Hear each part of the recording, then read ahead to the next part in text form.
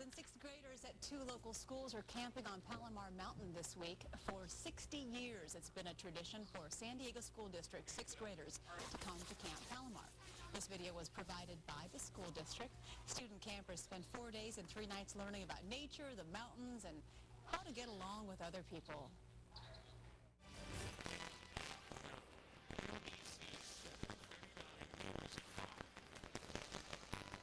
As part of today's observances, Mr. Obama called for a National Day of Service in honor of Dr. King.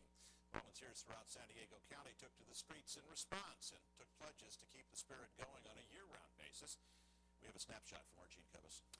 And here's the background. Congress designated the King holiday as a National Day of Volunteer Service back in 1994. And since then, it's mustered hundreds of thousands of Americans from all walks of life to give back to their communities in countless ways. Well, here's one we counted in our midst today.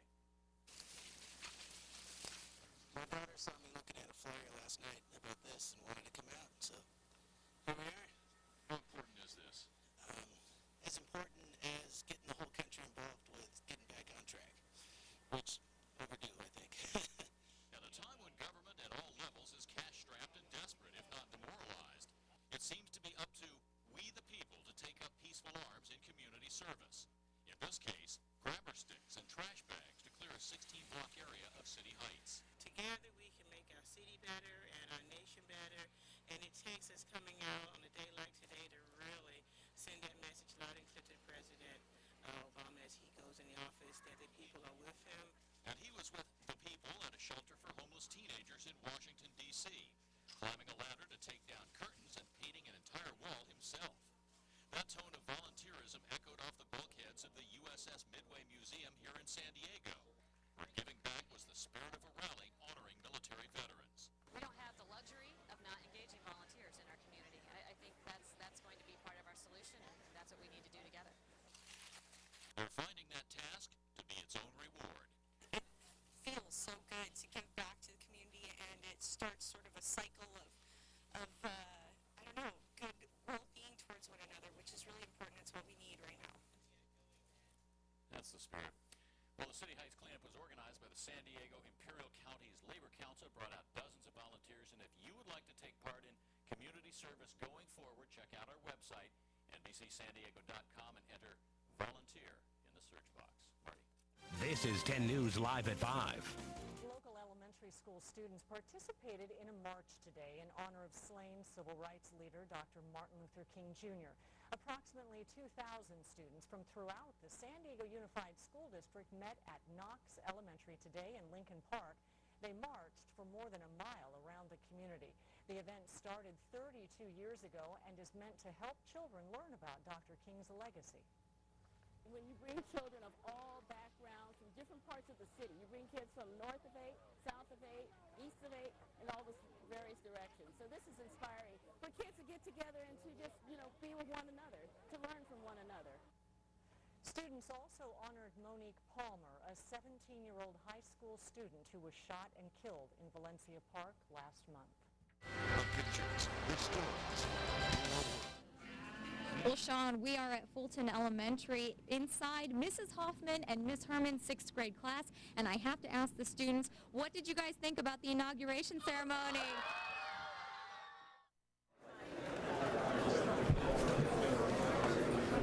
Thank you for your patience. At this time, we will start our public comments. And I don't know, Ms. Ward, I do have a list here. If we have any more, we can pass those over. We'll start with Abel Silas, Melissa Fink, Matthew Thompson, Anthony Simone, Margaret Lornan. Oh, have some more? Okay. Oh, okay. Hi.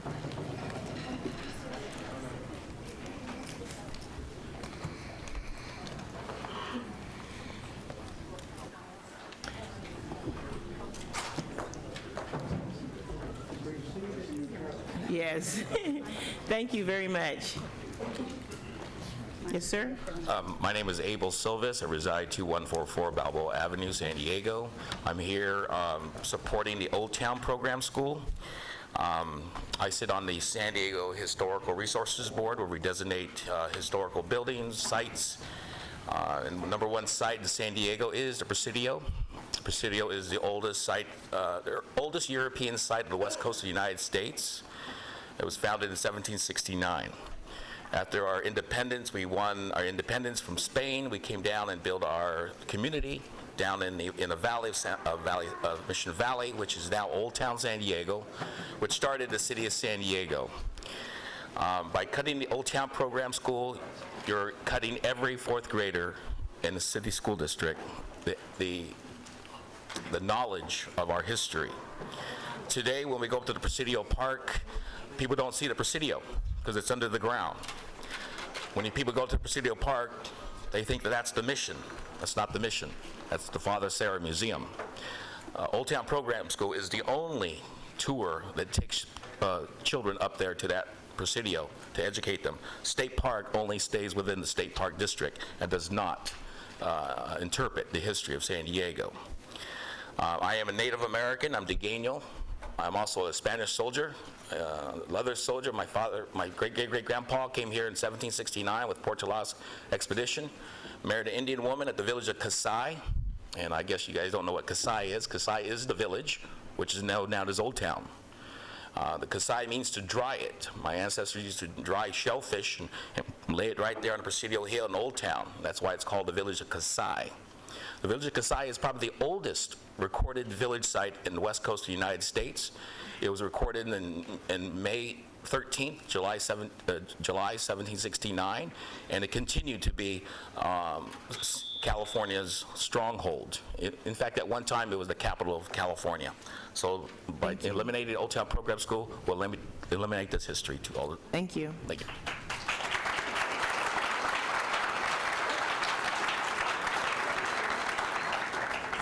Melissa Fink.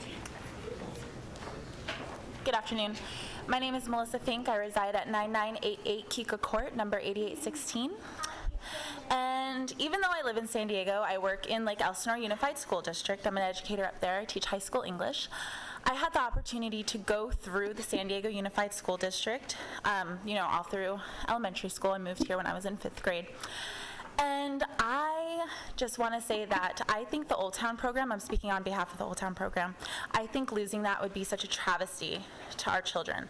The Old Town program is celebrating active learning, and it's the history of San Diego. To cut that would be appalling for the children.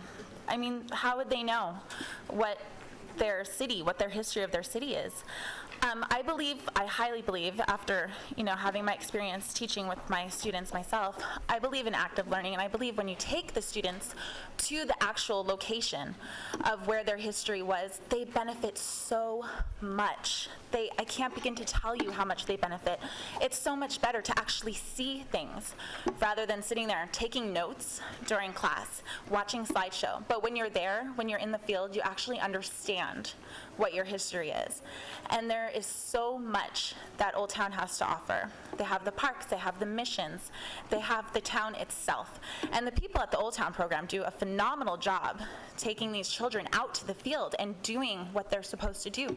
I mean, the children come back and they're still talking about what they learned like weeks later.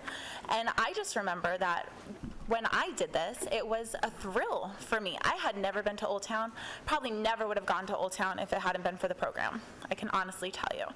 A lot of people think, oh yeah, Old Town's just around the block, but that's not how it is. A lot of parents, they work. They don't have time for their kids. They don't have time to get them to these locations. But the school district providing this actually lets the children, they let them go. And like I said, if I had never been, I probably never would have been to Old Town. So I truly support it. Thank you for your time. Thank you very much. Matthew Thompson, followed by Anthony Simone, followed by Margaret Lanham. Hello, I know Anthony Simone is not here. He's a student of mine. And my name is Margaret Lallam. I'm a theater professor at San Diego State University.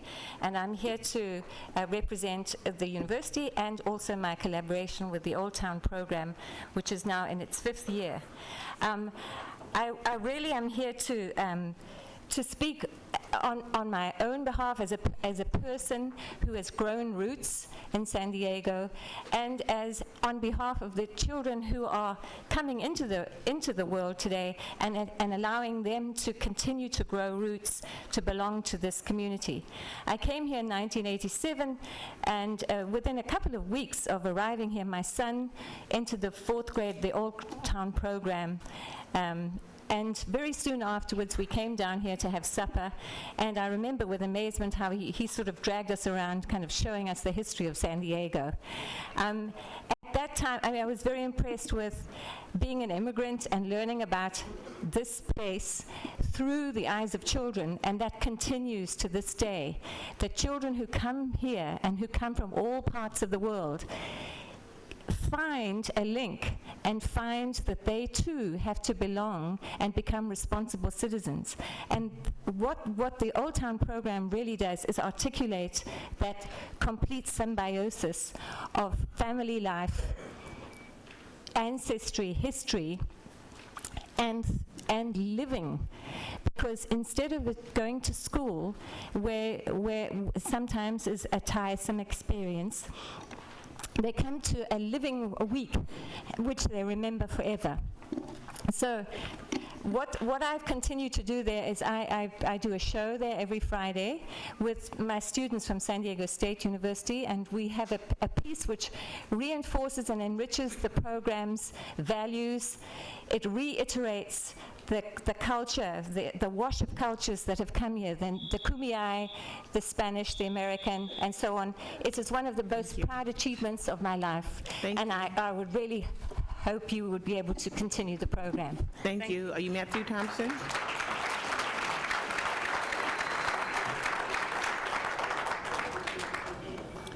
Hello, my name is Matt Thompson. I reside at 3705 Utah Street. I'm here to talk about a very exciting time for my family. I'm here representing my daughter, Emma, 5 years old in the back, who gets to go to Albert Einstein Academy next year, a dual immersion German program. And she's been looking forward to it, so have many of her friends and classmates. Unfortunately, because of their successes, they've had a high number of enrollees, and as a result, there are a lot of people that are getting left out of the program. I'm here to urge the board to work with the principal, who's come up with a very good idea about increasing enrollment, which would help twofold. It would help the impacted program that they have this year. It would also help with the numbers in terms of some of the attrition that occurs throughout the years in the upper grades to make sure that all those classes are filled out. It has the net benefit of increasing the number of retention of students in the district, because I'm here to represent, for example, one of my friends, Holger Sommerfeld, who told me that if he were not able to enroll his child in Albert Einstein, they had very serious considerations about returning to Germany, and that would have robbed his child of the opportunity to learn here, as well as all the other students that know his child and are able to benefit from the native German language speaking that they're able to share with the program. So I would just urge the board to work closely with Principal Vaughn, ask Mr. Cansdale to also consider some of the alternatives that we have for increasing the enrollment in this year that will help some of those students that are already on the waiting list. It would increase the enrollment in the future years at Albert Einstein. Thank you very much. Thank you. Darlene Strong, Elizabeth Tate, V.C. Groves. Darlene Strong, Elizabeth Tate, V.C. Groves. Thank you. Hello, my name is Darlene Strong. I reside at 5401 Elgin Avenue. I am here today with my colleagues Monica Valencia and Belinda Valadez. We are part of the World Language team at Sunset View Elementary in Point Loma. I'm here to address the concerns that our school community has regarding the possible reduction or elimination of the World Language program. The World Language program at Sunset View Elementary has been serving our students for the past 10 years. Our program falls within the category of FLES, Foreign Language in the Elementary Schools. This program began as a pilot in 1999. After 3 years, it was deemed worthy of funding from the district. Since then, the program has expanded to encompass many different areas. In addition to our responsibilities as world language teachers, we're responsible for ELD support, cell coordination, testing.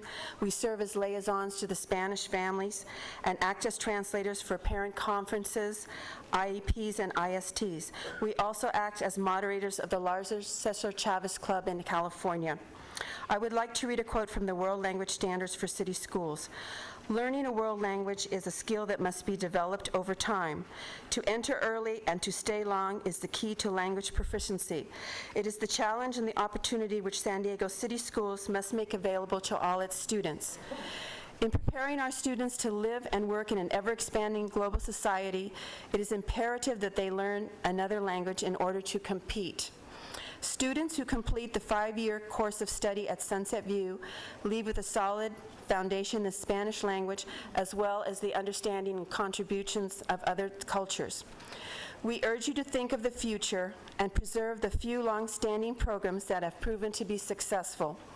As we look forward to better economic times, it would be wise to keep thriving programs such as the World Language Program at Sunset View and Jerebec to serve as models for future programs. Thank you very much for your time and attention. In the words of Cesar Chavez, si se puede.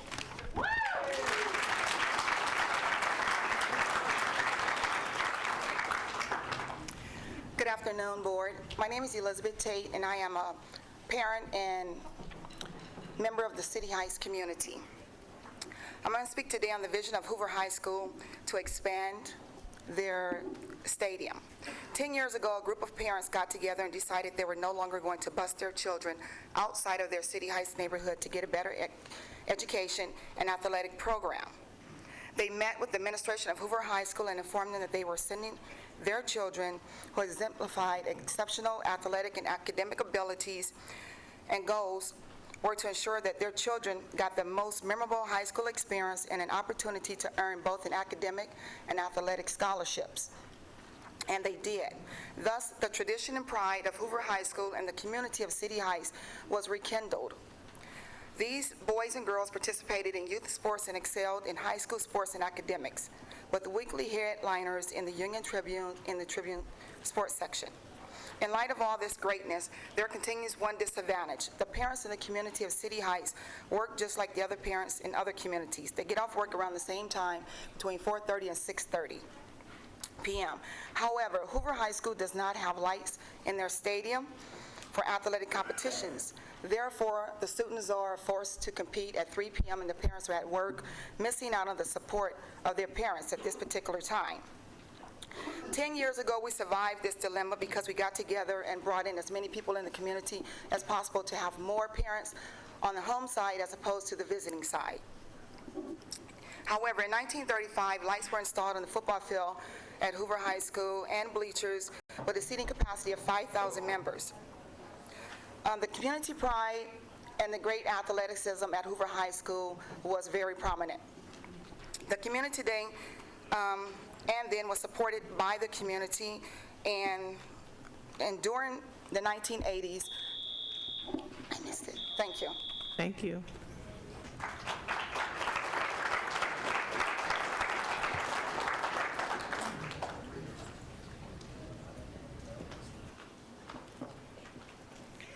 Good afternoon. My name is V.C. Groves. I reside at 4770 54th Street, San Diego, and I am an art teacher at the San Diego High School Complex and the Small School Leads.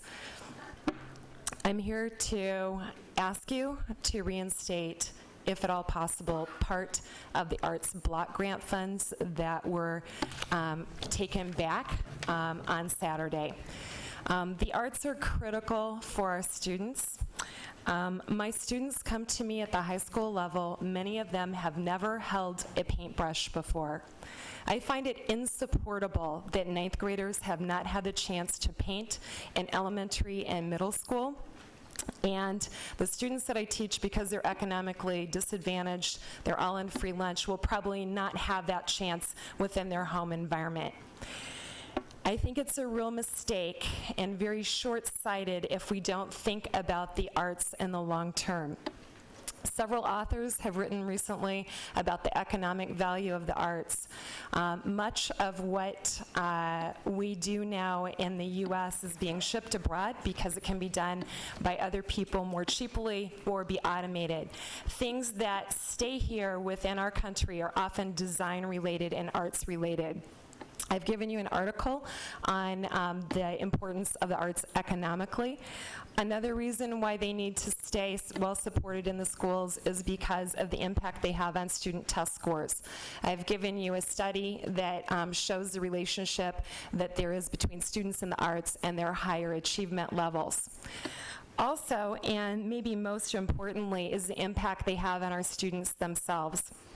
You received a packet that has before and after drawings from 3 students. They're representative of students who have 4 weeks of drawing instruction. The growth in their ability to draw and to create is enormous. Please consider reinstating the arts and read the letters my students put together in the packet. Thank you. Thank you. Hola Mueller.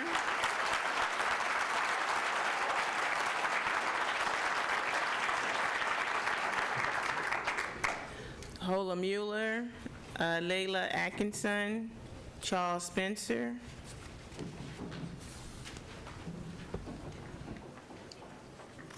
Hello board, my name is Holger Müller. I reside in Charmant Drive in the UTC area. My daughter is on the waiting list for the Albert Einstein Academy. We moved from the Bay Area 1.5 years here to give her the opportunity to go to lingual English-German immersion program.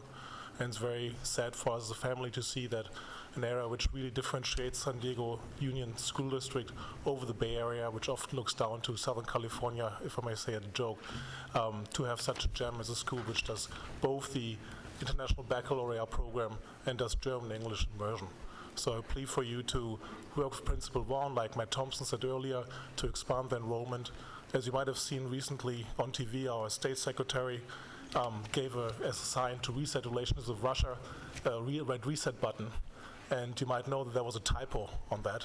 And instead of saying reset, it said overcharge. So as an actual part in the U.S. international policy, maybe this can be a good example how important it is to learn languages in this country. So once again, please support Principal Vaughn making this a revenue-neutral opportunity which he has found to expand Rome and Albert Einstein. Thanks for your attention. Thank you.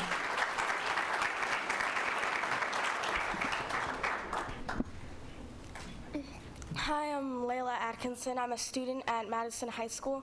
I'm here to talk about the VAPA cuts that have been happening. I just wanted to say that the music and the arts is the biggest part of my life, and that is one of the biggest reasons why I wake up every morning going to school wanting to go, because that I can look forward to doing something that I love. And if you cut it, that's almost taking away my dream, because that's what I've always wanted to become, as a musician and play with symphonies around the world. And that you're also cutting dreams of many other students at my school and across the district if you take it away. And I really just wanted to get that across, and that I hope you keep the programs. And thank you for your time. I just needed to say that.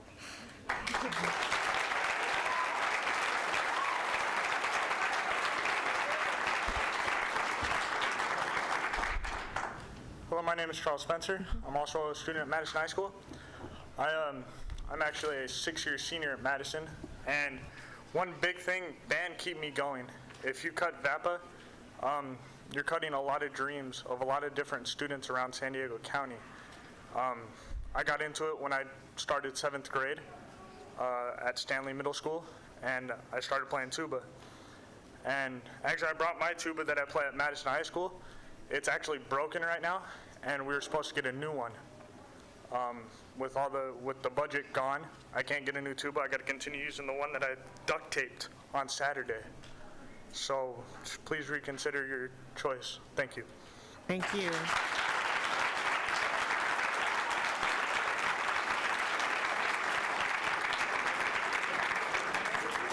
Jeff Thompson, Ruth Howell, Ben Calabres.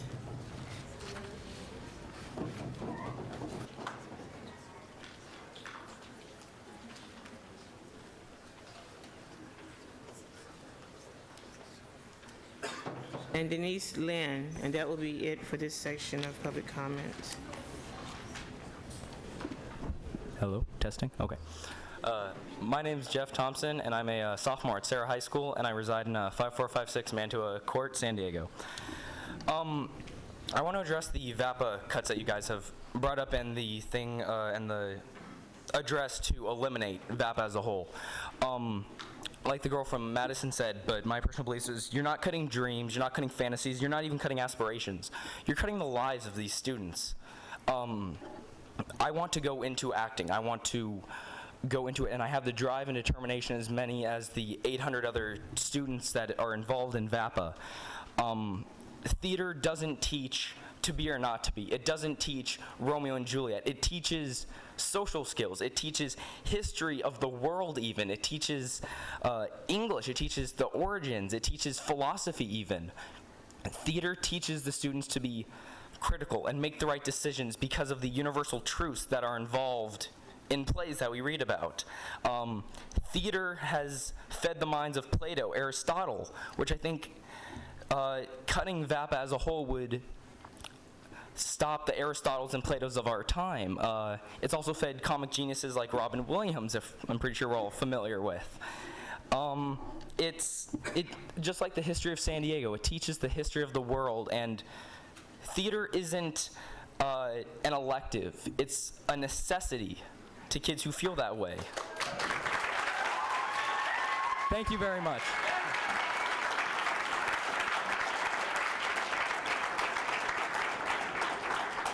Thank you for giving us the opportunity to speak. I'm Ruth Howell. I teach theater at Sarah High School, and I understand that we have to make cuts and we have to make choices and decisions. Please don't eliminate. All of our students have brains. The arts, and particularly in my case, I know we cultivate their minds. At the top of the new Bloom's taxonomy, which all teachers use, is create. And that's the most important thing of all. I am a teacher, but I am also a learner and a student, and I learn from my students every day the power that the arts have in their lives. Please keep the arts in our schools. Thank you so much.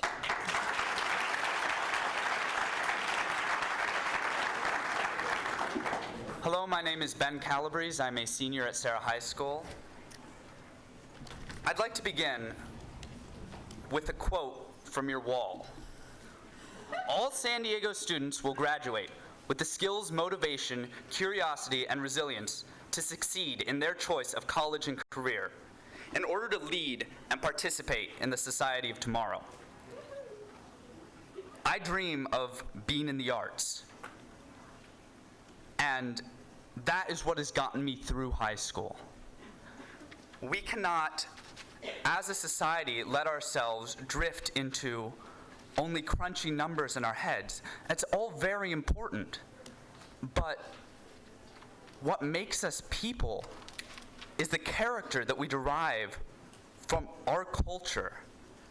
And a calculator can do algebra, but a person can understand emotions and feelings from someone else. And that's what theater is teaching us. That's what music is teaching us. That's what lets ourselves express things. In general, everything that we have to express ourselves comes from our ability to communicate, which is what painting teaches, what all of those things teach. And without those skills, we cannot do that. Without the arts, we don't have the resilience to succeed. We don't have that curiosity that the school board has sought to give to our students. There are a lot of things that we need to do to keep our schools running when we don't have the money that we would like to, and nobody wants to cut these arts. But it's not something that we have a choice in. Otherwise, we're just churning out students who don't know how to express themselves or really feel what they need to be able to. Thank you.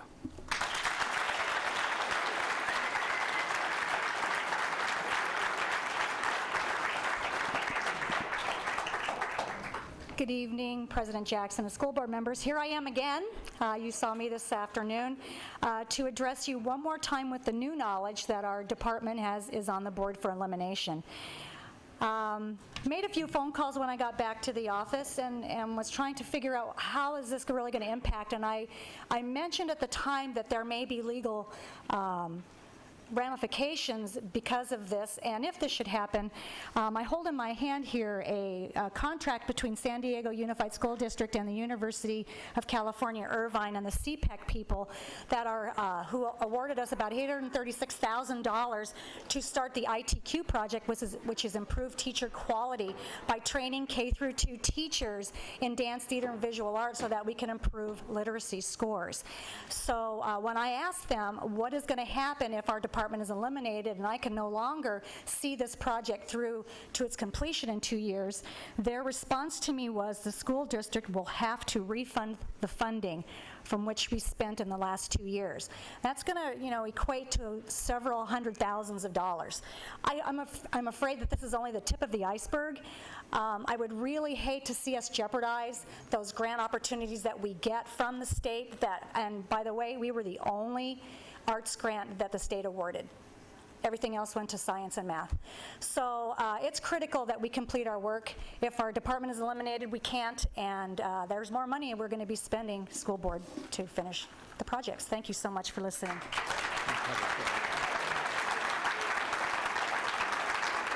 Thank you. We're going to call this meeting to order at this time. The Army JROTC Color Guard from Lincoln will now present the colors. Please stand.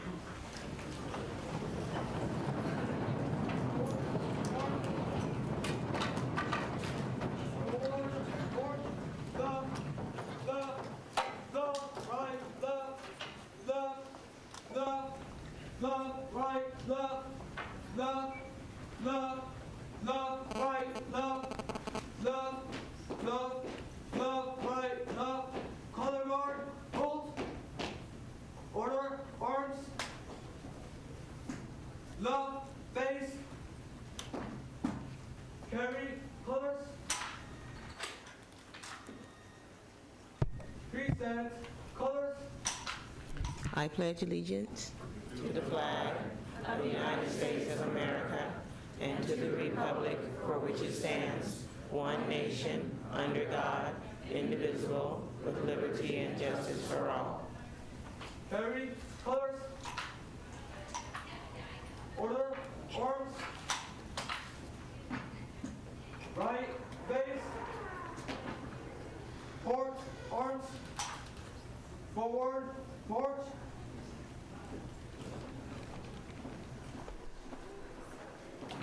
Thank you. Please be seated.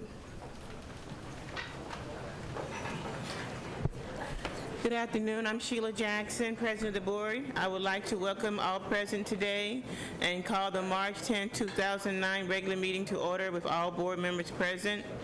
We hope the decisions and discussions you observed today will give you a better understanding and appreciation of the important part you play in setting the course of education in San Diego Unified School District. Agendas for today's meetings are available at both entryways to the auditorium, at the information desk located near the press table, and on the internet at www.sandy.net. In addition to the broadcast of our meeting on ITV and the live webcast, we are using Board Docs, the web-based program that enhances governance, reduces the amount of paper we generate, and provide for better communications with the public. The board requests that those individuals with pagers and cell phones please turn them off or place them in a silent mode while you're in the auditorium, and that during the meeting, please enter and exit auditorium by using the door at the back or the door to my left in front of the press table. The board welcomes your comments and writings and the public testimony. Public testimony request forms are located on the tables to my right inside the front and back entrances to the auditorium. The board asks that speakers focus their comments on issues and not on individuals. Acceptance of public testimony requests will be closed as each agenda item is called for and our discussion begins. Board members are very interested in your comments. The superintendent and his staff will be responding to the issues that we hear today.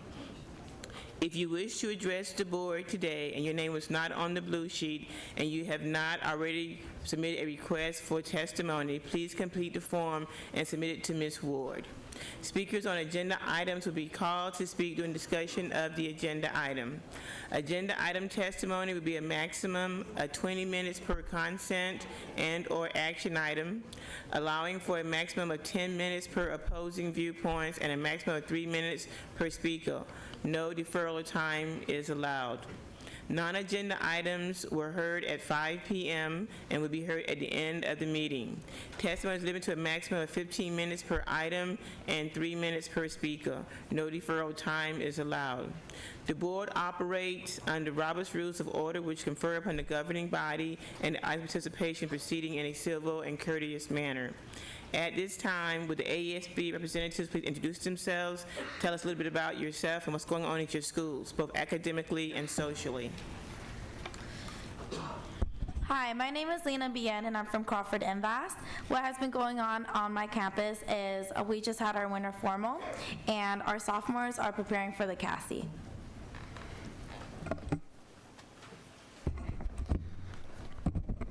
Good afternoon. My name is Jose Bojorquez from Kearney High School, and I'm also the president of the Council of ASB Presidents. I'm at school in ASB. We're right now working on our small school basketball tournament, which will take place on March 20th. That's a Friday. It will start at 4:30. All of you are invited to come. That's going to be a tournament of basketball between our 4 small schools. On March 27th, we have our Kearney Regional Air Bands, which high schools around our district will be participating in, and that's at Kearney Auditorium. That will start at 7 to 9. So ask your high schools for tickets to come to the Regional Air Bands. We're also going to have a blood drive the 24th, March 24th, starting from 8, so you can come as a walk-in and donate blood for San Diego Blood Bank. At my school, we're working on sophomores CASI and preparing our students to graduate. Thank you. Thank you very much. We will now have our student presentation introduced by Mr. Barrera. Thank you. All right, well, I'm very excited to have folks from Project Swell here today, and we've got Bruce Resnick from San Diego Coastkeeper who's going to tell us a little bit about Swell. A little bit later in the agenda, we're going to talk about the No Child Left Inside Coalition and the effort to, reconnect our students to their natural environment.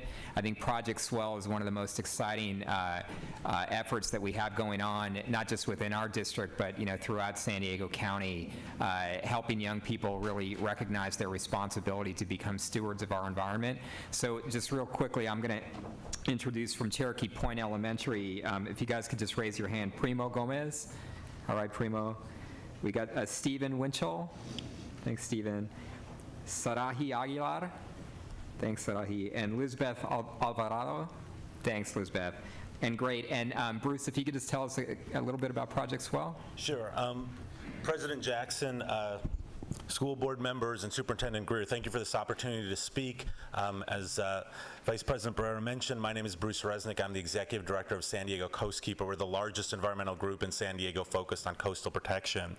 And Project Swell is really, as the slide up there shows, it's an innovative partnership between San Diego Unified School District, Coastkeeper, and the City of San Diego, and dozens of other partners that is currently reaching 35,000 children in 4 grade levels in San Diego Unified School District with an inquiry-based, science-based, locally focused curricula focused on coastal protection and pollution prevention. And really our goal with Project Swell, and hopefully we will be in all grade levels eventually, reaching all students, not only in San Diego Unified School District, but throughout the county, is to really enhance their science education while creating better stewards of our environment to leave a lasting legacy of protection for our coastal environment in San Diego.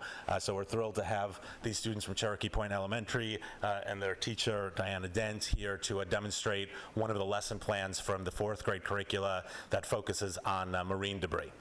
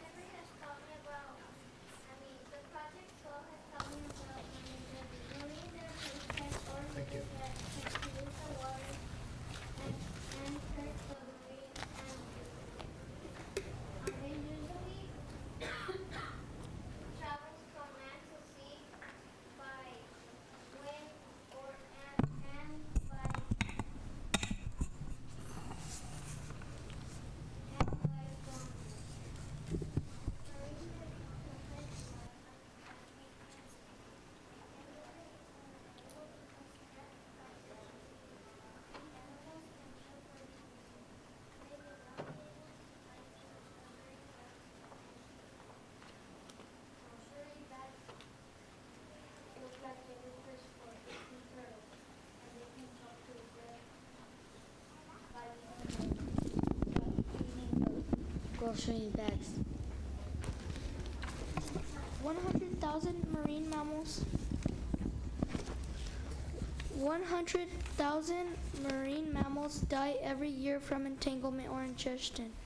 A million seabirds are thought to die from entanglement.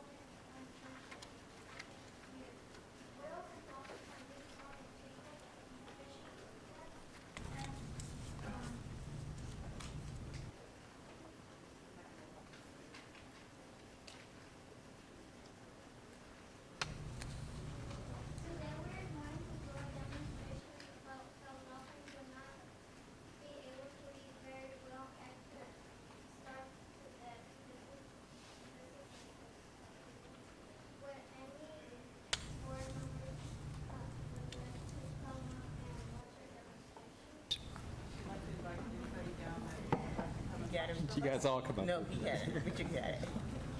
We gave you a copy of the lesson also. We're doing it proportionally.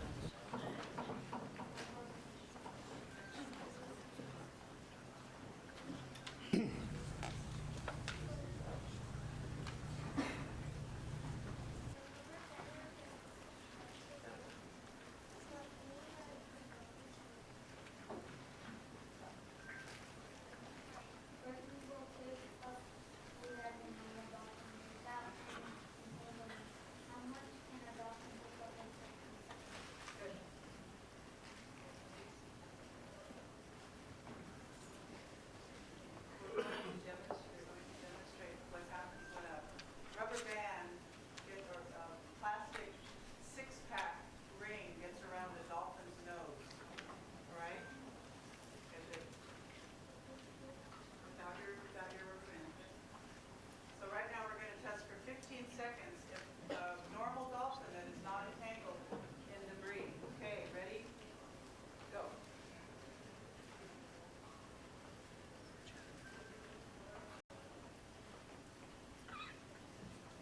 Stop. Count your beans. 8, 7, 9. So the beans represent dolphin food. Now they're going to be entangled in a plastic ring, and that's their rubber band. Put your rubber band around, please.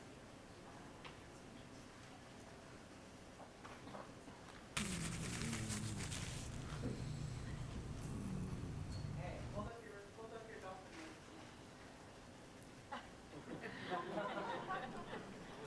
Okay. You ready to eat? Okay. Ready, go.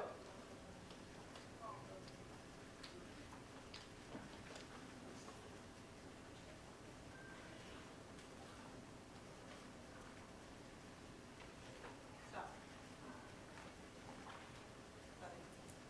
5. 5.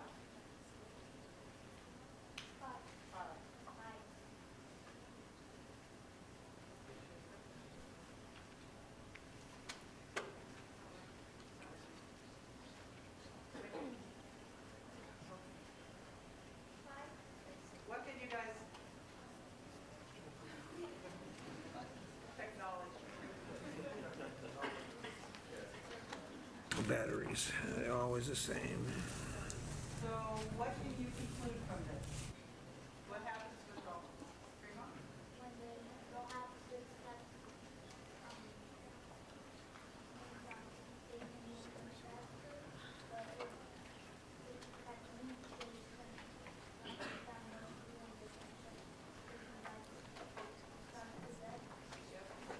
What else?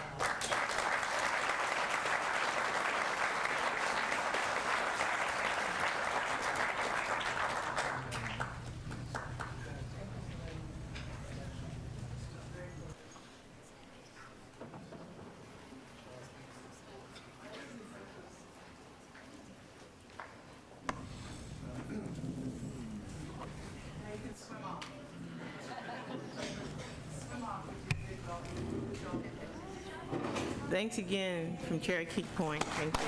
And Project Swell. At this time, we'll move on to Category C, which is report of closed session items and superintendent information report. Superintendent. Thank you, President Jackson. In closed session, the board by a 5-0 vote approved the employment of Gary Rollins from Vice Principal Bell Middle School to Principal at Knox Elementary School, and also approved the non-reelection of one second-year probationary teacher. Thank you. Thank you. Do you have any other informational items for CO2 that you need to report out? We have been working awfully hard, as you know, with the board, trying to come up with a second interim report that we could submit to the county superintendent.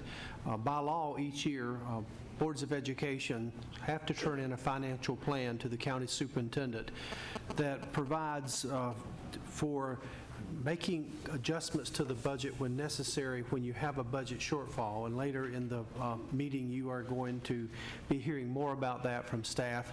And we've been working with you, as you know, over the last 2 weeks. And I'd like to say a special thank you to staff members, many of whom worked until 2:30 last night. And we've been working on weekends and long evenings. It's been a daunting task that we've taken very seriously. I know that over the last number of board meetings, we have had speakers come up and talk about, please save this program and don't cut that program. And please know that the staff and the board have listened carefully to what you've had to say. We also want you to know that in all of my experience in education, and I think probably for the first time in the history of this state, have we faced a budget crisis like that's in front of the state of California right now. Our governor, our assembly members are working in a state that has had a tremendous amount of decreased revenue, and as a result, trying to balance the state's budget, they have passed many of those budget reduction cuts down to public sectors like public schools. And I promise you, as you will see tonight, the cuts in our school district have been draconian. We cut $53 million out at the beginning of the school year to balance our budget. As the state's finances got even worse, the board just recently reduced another $46 million in mid-year cuts. That's almost $1 million up to this particular point in time. And now with the decreases that we've had in our revenue and the increases that we have in cost, we're facing another $146 million shortfall for the coming year. So it's been tough. Our staff is to be commended for turning our budget inside out to try to find ways to save. And so, President Jackson, that's pretty much of a sad report, I'd hate to say. Well, I thank you, and I thank the staff for all of their hard work over the last few months. And I know we will have more in the future, but again, thank you for the long hours that you have put in to help us prepare for our board meetings. The next item up is item D, which is adopt the agenda. May I get a motion, please? So moved. I second. Moved and seconded. Any discussions? Please vote. That's the appointment? Sorry. No, to adopt the agenda. Oh, all right. Okay. Thank you. 5-0. The next item is item E, which is a board consent agenda. This is the approval of regular meetings for November 18th, December 8th, special board meetings December 16th, 2008, and January 6th, 2009. Approve. Okay. A second, please. Second.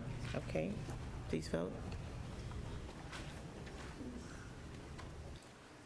We're now to item F. The first item in item F, operational matters for the board, is information reports for the board members. Mr. DeBeck, we'll start with you and go down. We got enough on our plate, I'll pass. Okay. Mr. Barrera? Well, I guess I just want to really thank everybody who's, been out here at board meetings and also out in the community. We're going through an incredibly difficult time right now, but people who have stepped up, made your voice heard, and helped us think through solutions is much appreciated.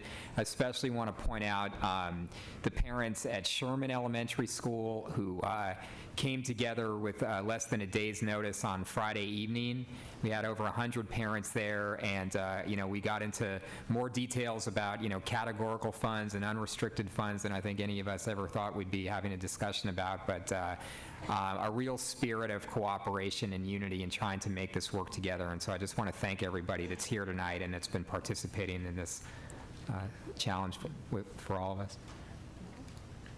Yes, I want to inform the board, as they actually already know, but also on progress of Assembly Bill 351. As some of you may know, we have been struggling with marching band, JROTC, interscholastic athletics and drill teams, and some recent interpretations at the state level no longer allowing the substitution of PE for those programs, which is in other school districts across the state have resulted in rather dramatic drops in enrollment. Friday, California School Boards Association is considering its vote to support AB 351. I want to thank Assemblymember Mary Salas for actually carrying this bill. She's been wonderful.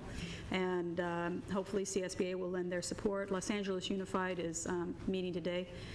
Their government relations department is sitting down to talk about it. Other school districts, Riverside, Coronado, are standing up because I want to thank this board. San Diego stood up first.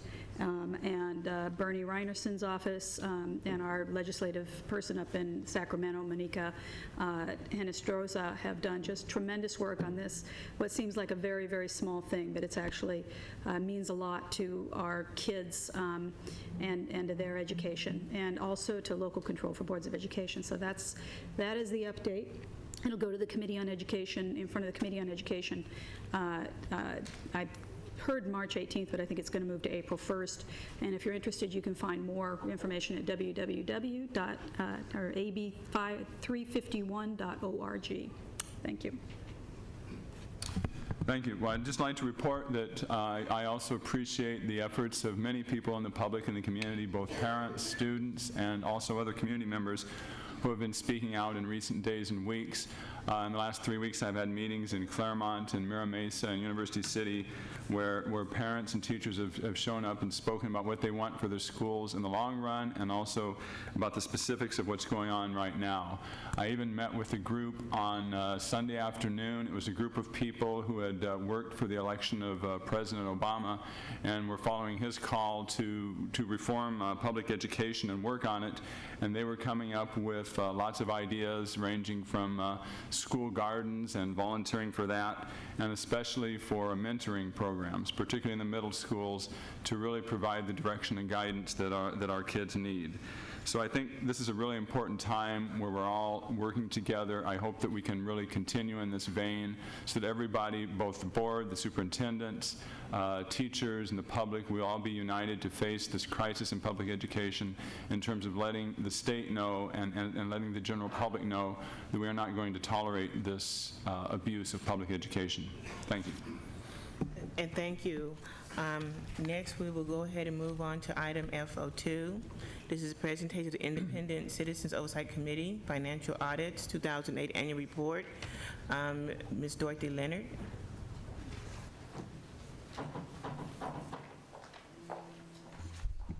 Thank you, President Jackson and members of the Board of Education. This is the last time you're going to see me for a while. As we start and I introduce those committee members that were able to stay, I want to, I guess, thank you, and I ought to thank the San Diego Unified Council of PTAs for allowing me to be their representative. It has been 10 years. There are 2 of us on the current Prop MM Oversight Committee who have stuck it out for the full 10 years, and it's been an incredible learning experience. And I just need to acknowledge all of the staff we've worked with over the last few years. You've had some incredible staff. Superintendent Burson responded to the cry early on that we really have to have somebody in here who can really manage this large bond major, and that brought Lou Smith on board. And so this is our final audit. We're here to, Stuart McDonald on our behalf will present the final annual report. Phil Nairhood will present the final annual audits. The money has all been spent. It is all accounted for, including the interest that we earned. Just for the ICOC members here, again, Stuart McDonald is here, and to reiterate, he did represent the American Institute of Architects, and he has been vice chair of the ICOC, and he has chaired the last several years the annual report subcommittee. Could we have the members stand up as we... Yeah, as I introduce you, Stuart. We have Jonathan Tibbetts could not stay. He was chair of the planning subcommittee, and he represented the American Society of Civil Engineers. Leonard Pinson is here. Leonard represented the Construction Management Association of America. Neil Darrow could not make it. He represented the Business Roundtable for Education. Phil Nairhood is here. Phil has represented Financial Executives International. We talked in our meeting that we had at 4:30 what an incredible job Phil has done and how important it is that you find a way to get somebody with this kind of talent working on your Prop S committee. And Phil did chair the Reports and Audit Subcommittee and worked on the Annual Report Subcommittee. Tom Lemon is here. He has represented, I think Tom was here. Tom, are you still here? Don't see him. He represented the Labor Council.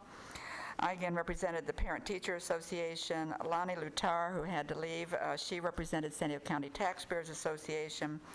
And we had 3 at-large members, Leanne Brooks, Bennett PG, and Jesus Garcia, who was chair of the Implementation Subcommittee. I also need to acknowledge Larry Goshorn. Larry, you're here somewhere over there on the side. Larry has been our ICOC consultant for maybe 7 or 8 years now. There was a little hiatus in there where GAFCON gave us somebody else, and that didn't work out, so we said we got to find a way to get Larry back, and we thank the board for their support in allowing us to have this consultant. That's another message to give to the new Prop S committee is the kind of work that Larry has done for us has been totally invaluable. Also want to acknowledge the staff that's worked with us. Leah Cook, Paula Ross was our first full-time secretary, and Leah Cook, she had to go back to the office, has been followed up the last several years. And the other MM staff, I don't know if Chuck Brown or Steve Bovee are still here. They attended our meeting, but there's numerous ones. You still here? And Bill Koba has been with us the last year or so as we were losing those people on top. And so he's got on real fast. Where's Bill? Oh, right back there. I used to have eyes in the back of my head when I had little kids, but they have been incredible, and Bill has stepped forward as I say, lost the top staff, worked very, very closely with myself and with Stuart. So it's been a real interesting journey, and I think we have had a very successful 10 years and a successful completion of MM, which Stuart will go forward. Also on your agenda today was the nomination of an Prop MM ICOC representative to the Prop S committee, which is why we had a meeting at 4:30 today. And we are pleased to announce that Leonard Pinson has agreed to serve in that capacity. Again, representing Construction Managers Association of America. We felt we needed definitely some more of that construction experience. Leonard has 3 children. His oldest son is graduating from Sarah High School this year, and he has 2 daughters attending Tierra Santa Elementary School. So he's very familiar with MM. He works for the County of San Diego in construction management, so there's no conflicts there. He doesn't pursue work with the school district, and he has children in school, so he's eager to move forward. So this time I'm pleased to introduce Stuart McDonald.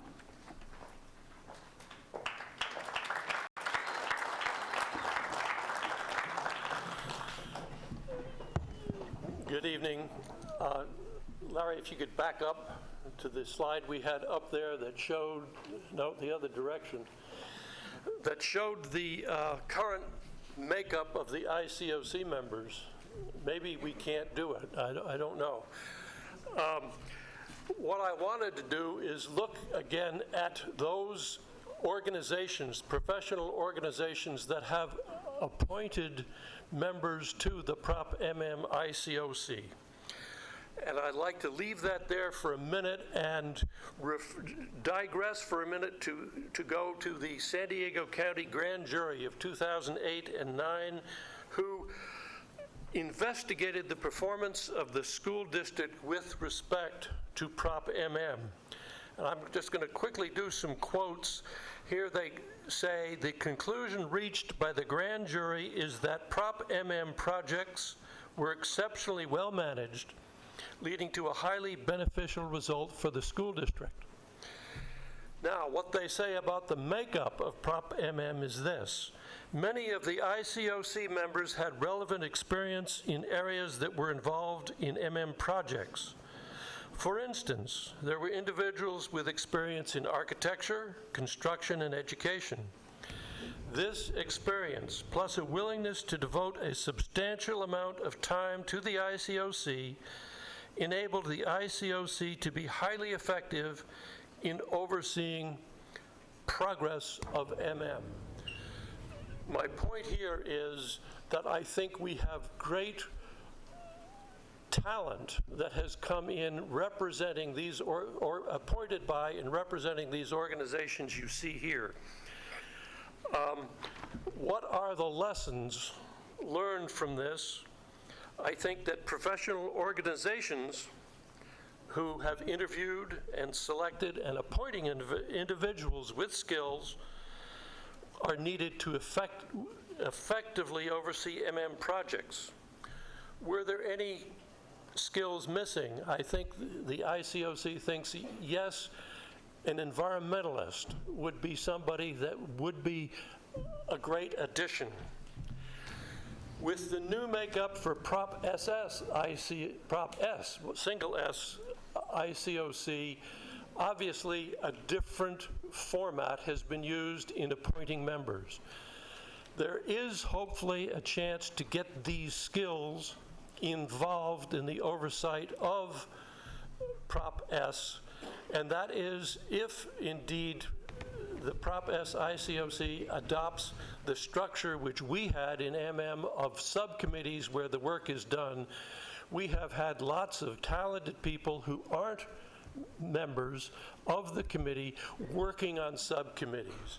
And so here's a lesson learned that we'd like to pass on to the next ICOC. Now we can go on. Whoops, you went too fast. If you could back up. Well, we had a picture there for a minute or two of 9 annual reports. And I'd like to point out that this was a 10-year project that had been completed in 9 years. And so now we can go on. I quickly got that in to say we got a little ahead of the game. What is Prop MM? I think you all know. I'm not going to read over what's here. So why don't we go on to the next one? And what were in the past tense almost our responsibilities? And they're here, and they're something that we have taken really seriously and have always been in the forefront in our meetings and in our work. Here was our original plan in green, and you see brown whipping up there. Things got off to a pretty slow start. As the brown line shows, we got really behind. There are details about this in the report, which I think you all have, and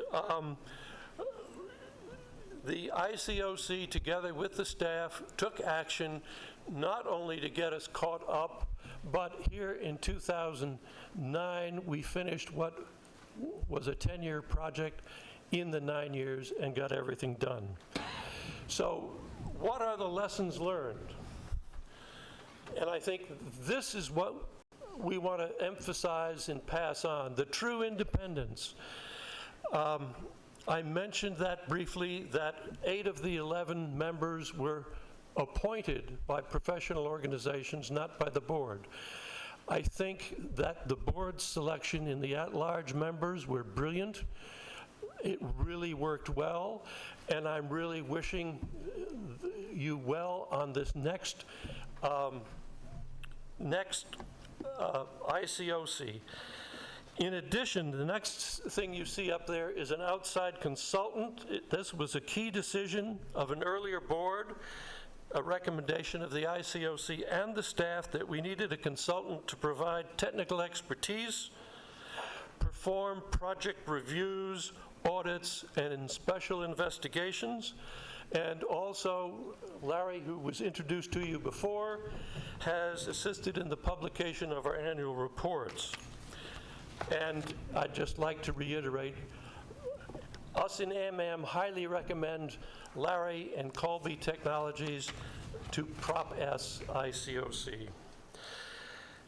We, next down there, developed the governance models, And there's lots included in that. That's a document that's available to the new ICOC, spelling out in detail more of the roles and responsibilities, the subcommittee structure we set up, guidelines for project management oversight, guidelines for risk management, those sorts of things. Every year, the ICOC has developed objectives for ourselves and expectations for the district, and we've gone over that with you from year to year, and I think that's a good thing we'd like to pass on. Maintained independence and cooperation, well, I've said that really before. So if we could go on to the next one. In the planning of the work under MM, I think it was important that a conservative approach was taken. We were not planning on using state grants based on the bond money raised to complete the projects. We were using it only for furniture and equipment, not for buildings. And this allowed us the flexibility to get everything done, and when conditions changed, there was some capital money available. In addition, that capital money was available for other projects that money which came from the state. A capable building program administration was called for early on, and Dorothy Leonard mentioned that we hired an in-house construction project manager. That was Lou Smith, and he's been followed up by very successful, capable people. And also, we've used outside consulting firms to provide additional staff as needed, as opposed to expanding the district staff. We could use consulting staff to help out as needed basis. Here is the ICOC goals that I mentioned for the year 2008. I'm not going to read it, except I should go down to the third one down. Jonas Salk started on environmental. Well, actually, it was continued on environmental studies. That is moving ahead, and I think we'll get under construction after this ICOC is gone. The ICOC also was charged with recommendations for MRR program, and we came up with quite a few of those. Policy recommendations the board has adopted. And finally, the last item on the list is the staff now has upgraded internal controls that enable us to reconcile the financial records with the project management records. That allows good auditing of jobs and of contracts. Completed work versus work on the ballot. And again, here, these are the various categories that were in the ballot, what was promised and what was done. And if we could go on to the next one. Work at existing schools. This shows you how the money was spent on future MRR, backlogs, code compliance, and improved teaching and learning. The completed work also, this gives you just more detail of what was done. Again, I'm not going to read it all to you. Here is more completed work for housing students. I think it's just amazing. We have 13 new schools. We have 3 rebuilt schools. If we could go on to the next one. Previous years, I've had a click when I could do this. To improve teaching and learning, these things I'm sure the board's familiar with. On the second bullet down, technology and infrastructure, for those of you who haven't been in a classroom that has that new technology and seeing how the teachers and the students react to it, I can't recommend anything more. It really is amazing, and the enthusiasm for it is really something. Let me go on to the next slide. And again, here is how the money was divided as far as the improvement of teaching and learning. Again, going on with completed work, code compliance, life safety for fire alarms, handicapped access, and of course the new playground units. That's almost as fun to go out and watch as the new technology, I think. Again, providing for future major repair and replacement. I've given this summary for 5 years to the board, and this was my major thing, the MRR, and I'm not going to say anything more about it. People are tired of listening to me about it, I'm sure. The board has, I think, upgraded the policies so that this is going to be an item of spending that will be under control as far as identifying the needs, identifying how to spend the money, and making sure we don't borrow 20-year money and spend it on 5-year programs. That doesn't work at all. So that's a summary, I think, and I'm going to stop here and let Phil Nairhood, who is the chair of our Audits and Reports Committee, go over the financial expenditures, some of the awards we've won, and the audit. Good afternoon or good evening, whatever it is right now.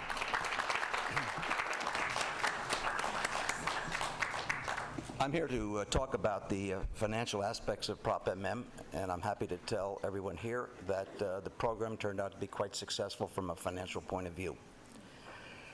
One of the requirements in the bond issue that annual audits would be conducted. These were what called a financial audit, which checked all the numbers, but also a compliance audit, that what the bond said, what the money could be spent on, the money was spent on that and not other things. Every year, we got a clean bill of health. So we never encountered any problem with any of our audits, and we're very proud of that. And as Dorothy mentioned earlier, all the Prop MM money has been spent. Stu covered some of these things. I'm not going to spend a lot of time. This first one here is where we got the money. Basically, we spent $1.6 billion, which was $100 million over the bond itself, which is 1.5. Where did we get the extra money? Well, we earned interest on the funds we received before we actually had to spend them, and there were some grants that we got which related to Prop MM projects. Next one, please, Larry.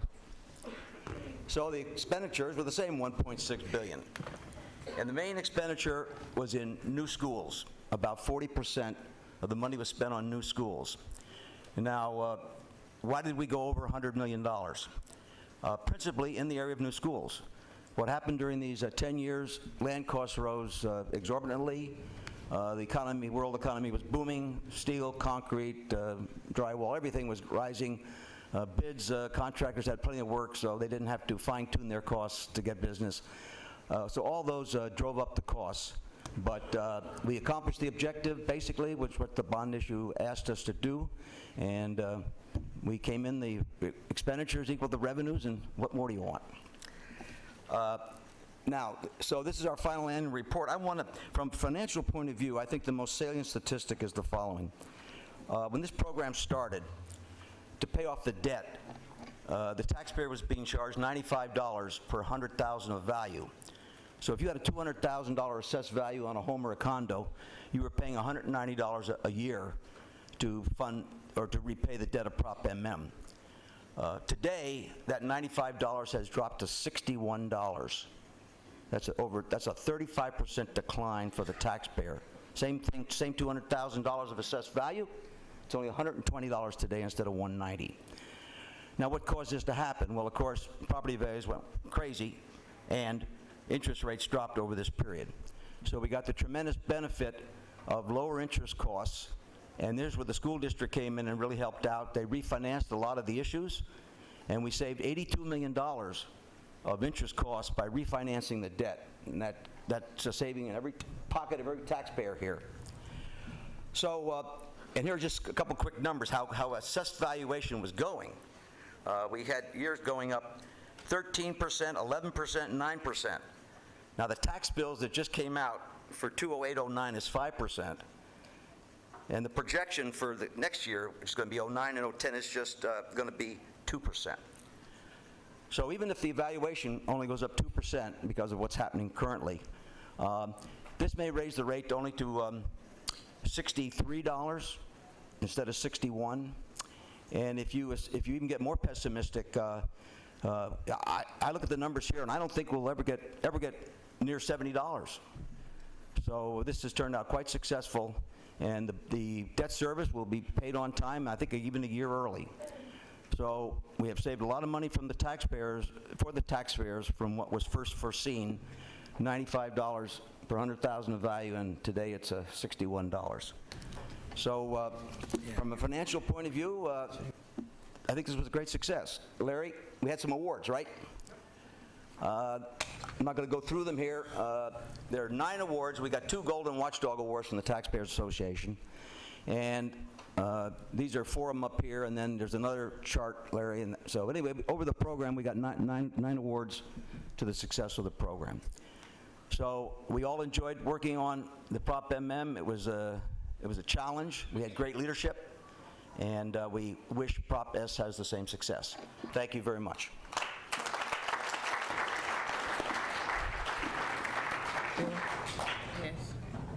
Yes, Mr. Duback. We have a resolution too for someone to read. Okay. Well, just personally, because I've been here watching these guys at work, and I got to say, people really don't understand how long and hard they've been working for nothing. And the kind of expertise we got is priceless. And I want to thank them personally because I've seen them work continuously through this, I think, some stressful times, and we really did come out with this looking really good. So I want to thank them personally for all they've done. And some of them, especially those that stuck through from the beginning, deserve special kudos because, it's a very demanding job. So thank you a lot. Thank you. We have a resolution. Someone, read it? Sure. I won't take as long to say thank you as Mr. Duback did, but from the heart, all of you. Whereas on July 1st, 1998, pursuant to notice duly given, the Board of Education of the San Diego Unified School District unanimously passed a resolution to submit to the electorate of San Diego County a bond measure known as Proposition MM, authorizing the district to incur indebtedness for $1.51 billion to fund the modernization of 161 existing schools and the construction of 12 new and 3 rebuilt schools. And whereas by proceedings duly had and taken, a school bond election was held November 3rd, 1998 within the county of San Diego, state of California, in which 78% of voters approved Proposition MM, 78%. Whereas Proposition MM was the active largest public works project in the county of San Diego and the second largest in the state of California. And whereas the bond measure stated upon approval of the bond proposition by the voters, the board shall establish an independent citizens oversight committee, the committee, consisting of 11 members with membership from specific professional, community, and business organizations. And whereas the bond measure stated the committee may not be disbanded before all bond funds are spent, now therefore be it resolved by the Board of Education of the San Diego Unified School District as follows. 1, pursuant to an audit performed by Nigro & White on January 9th, 2009, the committee has verified that all bond funds have been spent. I think there's 78 cents left. I'm not sure. The committee for Proposition MM is, okay. Okay, all right. The committee for Proposition MM is hereby dissolved. Small tear. Passed and approved by the Board of Education. We have to vote first, okay, before we pass. Okay. May I have a motion? Second. Okay. Moved I and may seconded. move. Okay. Any more discussion? Please vote. 5-0. Here we go. Passed and adopted by the Board of Education of the San Diego Unified School District at a public meeting thereof duly called today by the following vote unanimous. At any rate, thank you so very much, all of you. Wonderful public service. Thank you very much.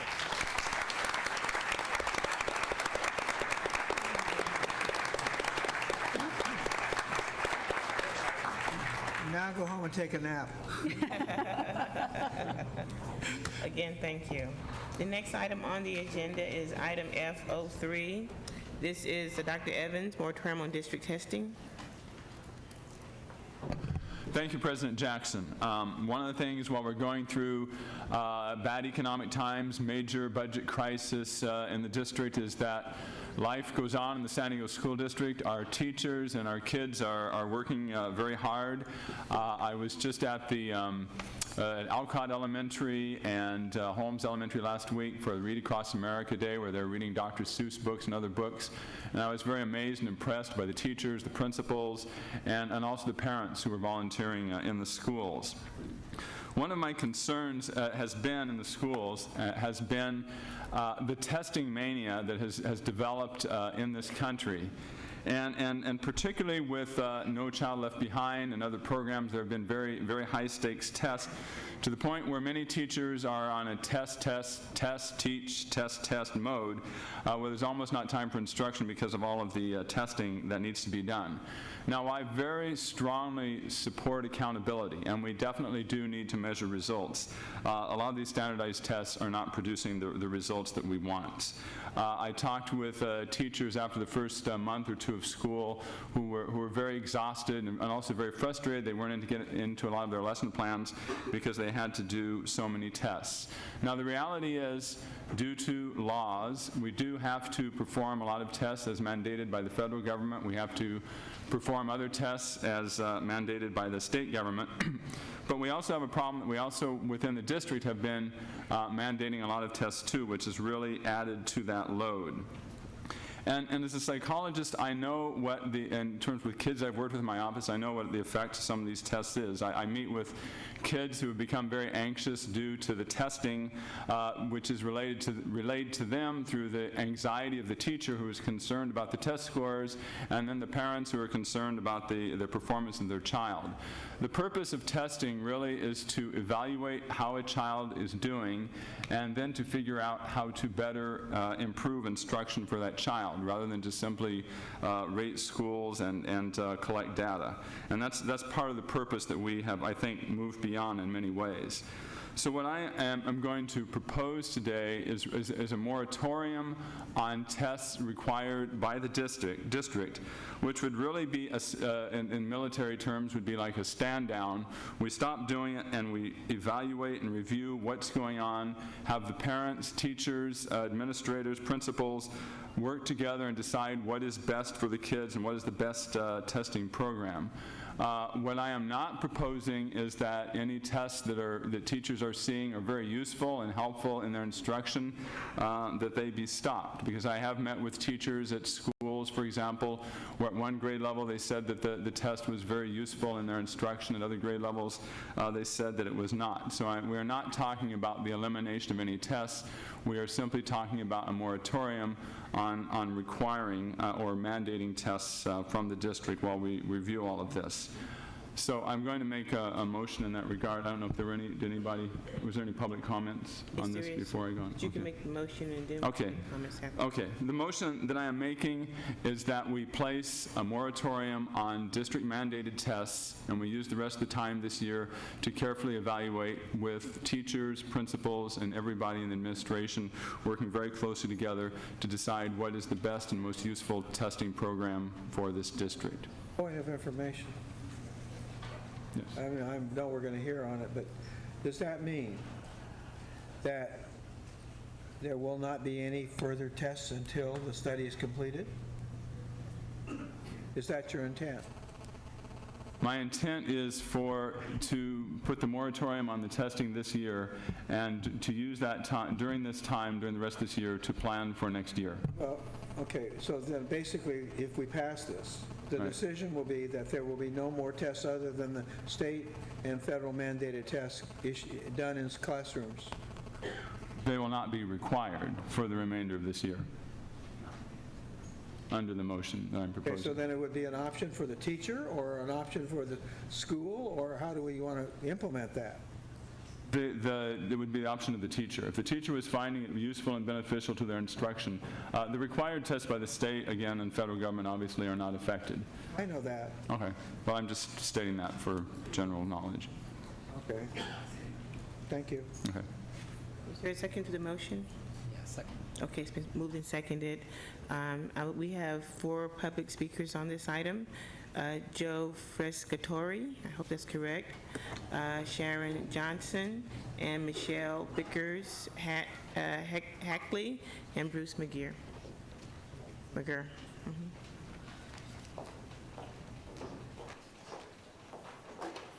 Good evening.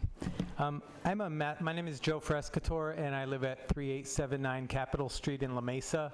I'm a math science resource teacher at Green Elementary School, and I'm here tonight to ask the board to please reconsider the elimination of at least the district benchmark tests.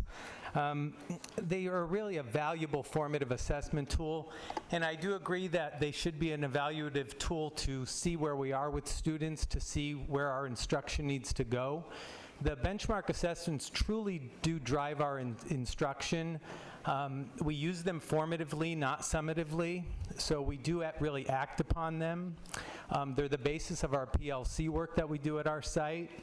And so I guess in short, I just really would like to urge you to please reconsider eliminating, all testing except for CST testing or state mandated, which is truly summative. Once that's over, the students move on to the next grade level. There's not a lot we can do.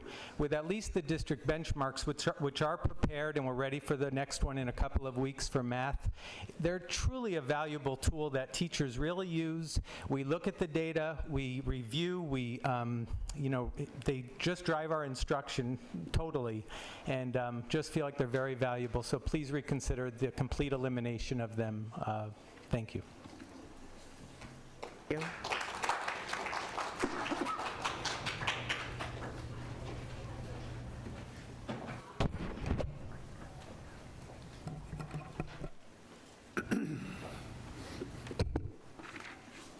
Good evening. My name is Sharon Johnson. I live at 6531 Green Gables Avenue in San Diego, 92119. I teach a 4th and 5th grade class at Marvin Elementary, and I'm here today to speak in support of the benchmark testing being administered by the district this year. Thank you for allowing me this time. I can think of 3 strong reasons to support benchmark testing. First, I utilize the testing results as another tool or piece of evidence for report cards.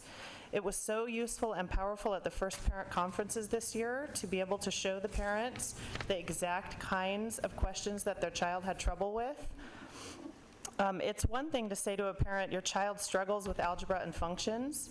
It's very broad, and they may not be sure what exactly that means. So having exact examples of the kinds of problems the child missed was very helpful for the parents. They appreciated that. I know that we as teachers have many more examples of student work within our bodies of evidence, but from experience I can say that most of the parents that I worked with truly appreciated the benchmark test results and the copies of the questions missed the most. The second way I utilize the results is that in class we go over the problems they missed, and that's the copy of what was handed out. The turnaround time for receiving the results is very fast. Within just a couple of weeks, our principal has printed the results for each student in our class, and this allows the kids to actually remember the questions that we go over. As a class, we look at the results, reflect on the areas of need, and then rework the problems that they had difficulty with.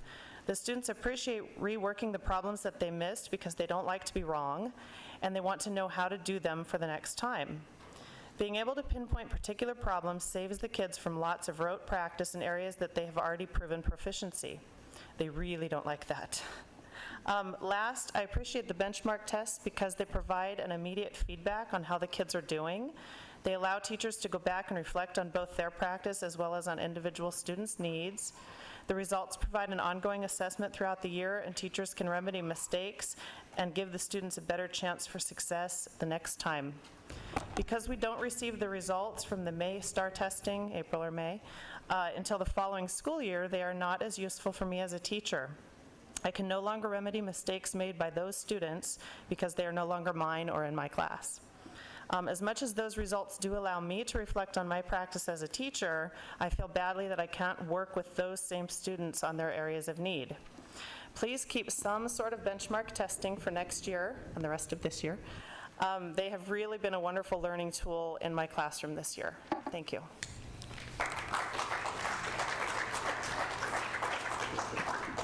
Good afternoon or evening. My name is Michelle Vickers-Hackley. I live at 1555 Apache Drive, Chula Vista. I am a classroom teacher at Green Elementary, fourth grade, amazing kids that have become absolutely reflective in all their learning. And one of the ways we've done that, just like the previous teacher, is that we share what we do. They have an outlook on these tests as I'm here to improve my work. I'm not here to compare it to my neighbor's work. And these tests have helped us become better in our own sense of learning. Green Elementary is an athletic and academic magnet school. We have a majorly diverse population that we're very proud of, and being a high-performing school, we still have a pocket of students that aren't performing, and those are the kids that have been falling between the cracks. And with these benchmarks, they're not falling between the cracks because they don't have the opportunity to hide behind anyone else. The scores come back, I see them, I not only see where their strengths are, but I see where their weaknesses are. And by using their strengths, I can build them up and teach them what they really need to teach in order to accomplish what they're expected to do in fourth grade. The benchmark tests are meant to assess cumulative progress, which in turn has been a valuable tool in my own planning of instruction. I have used student results in order to identify areas of need and of strength. The Data Director program that is used to do this provides, well, it doesn't add any time to my schedule in order to do this. I give the test, it's corrected, it's analyzed, and all I have to do is go online and print up a report. That report is so flexible that I can change the search criteria to show me exactly what I'm needing. I urge you guys to consider continuing with these benchmarks this year, next year, because they really are a valuable lesson or tool in my instruction. Thank you.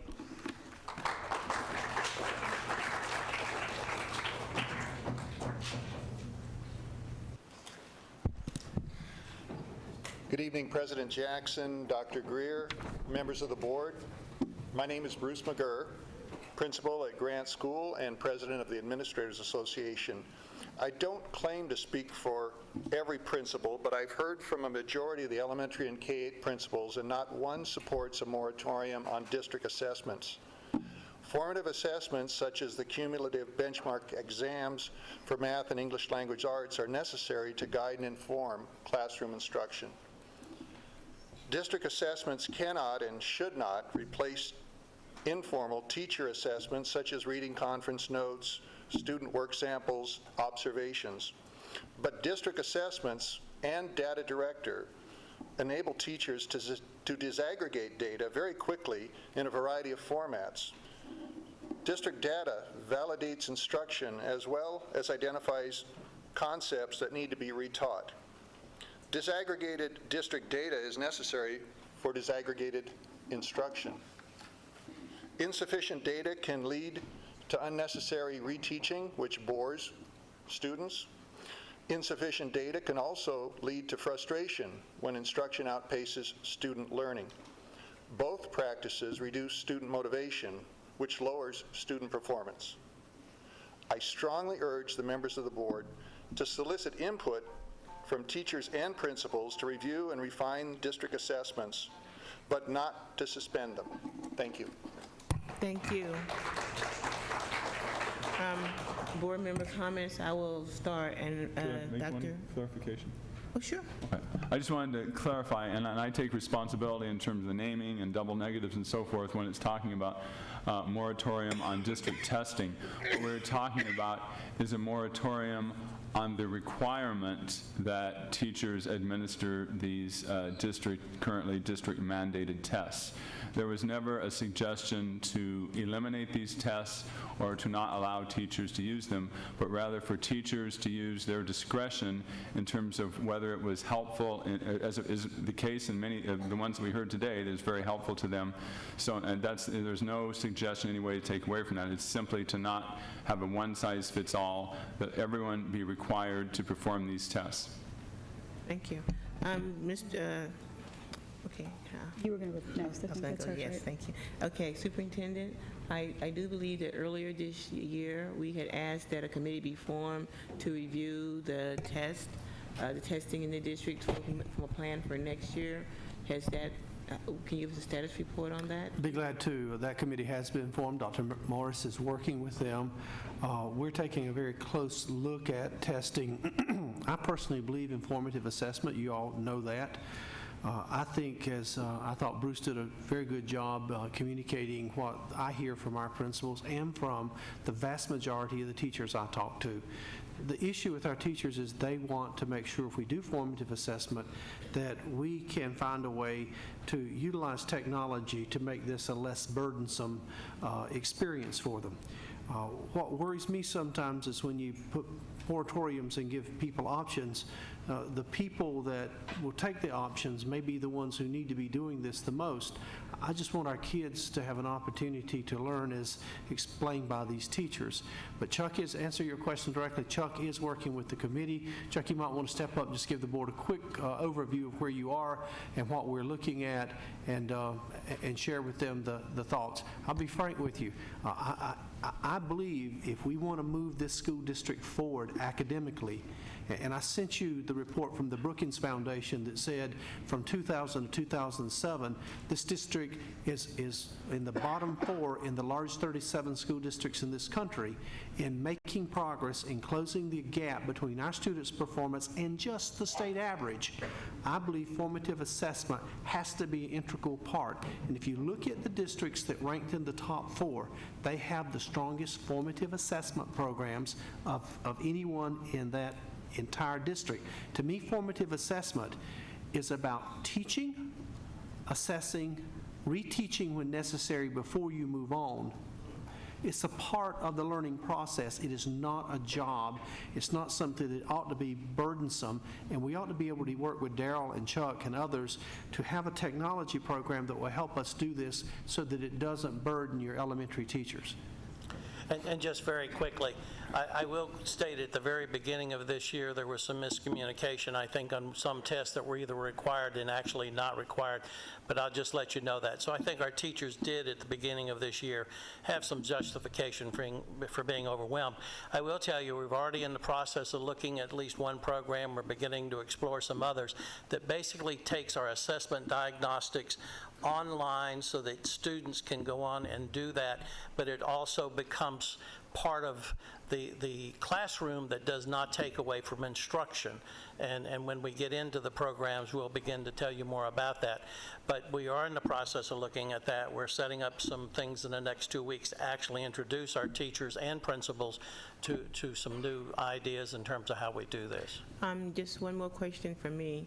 The committee that is set up, I would like to see a copy of who's on the committee. You know how I feel about committees and how they are selected and who's on those committees.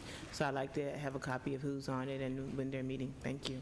Ms. Nakamura. Yeah, I just have a concern about words like moratorium coming from this dais, and that we don't know, that's way too broad and way too sweeping.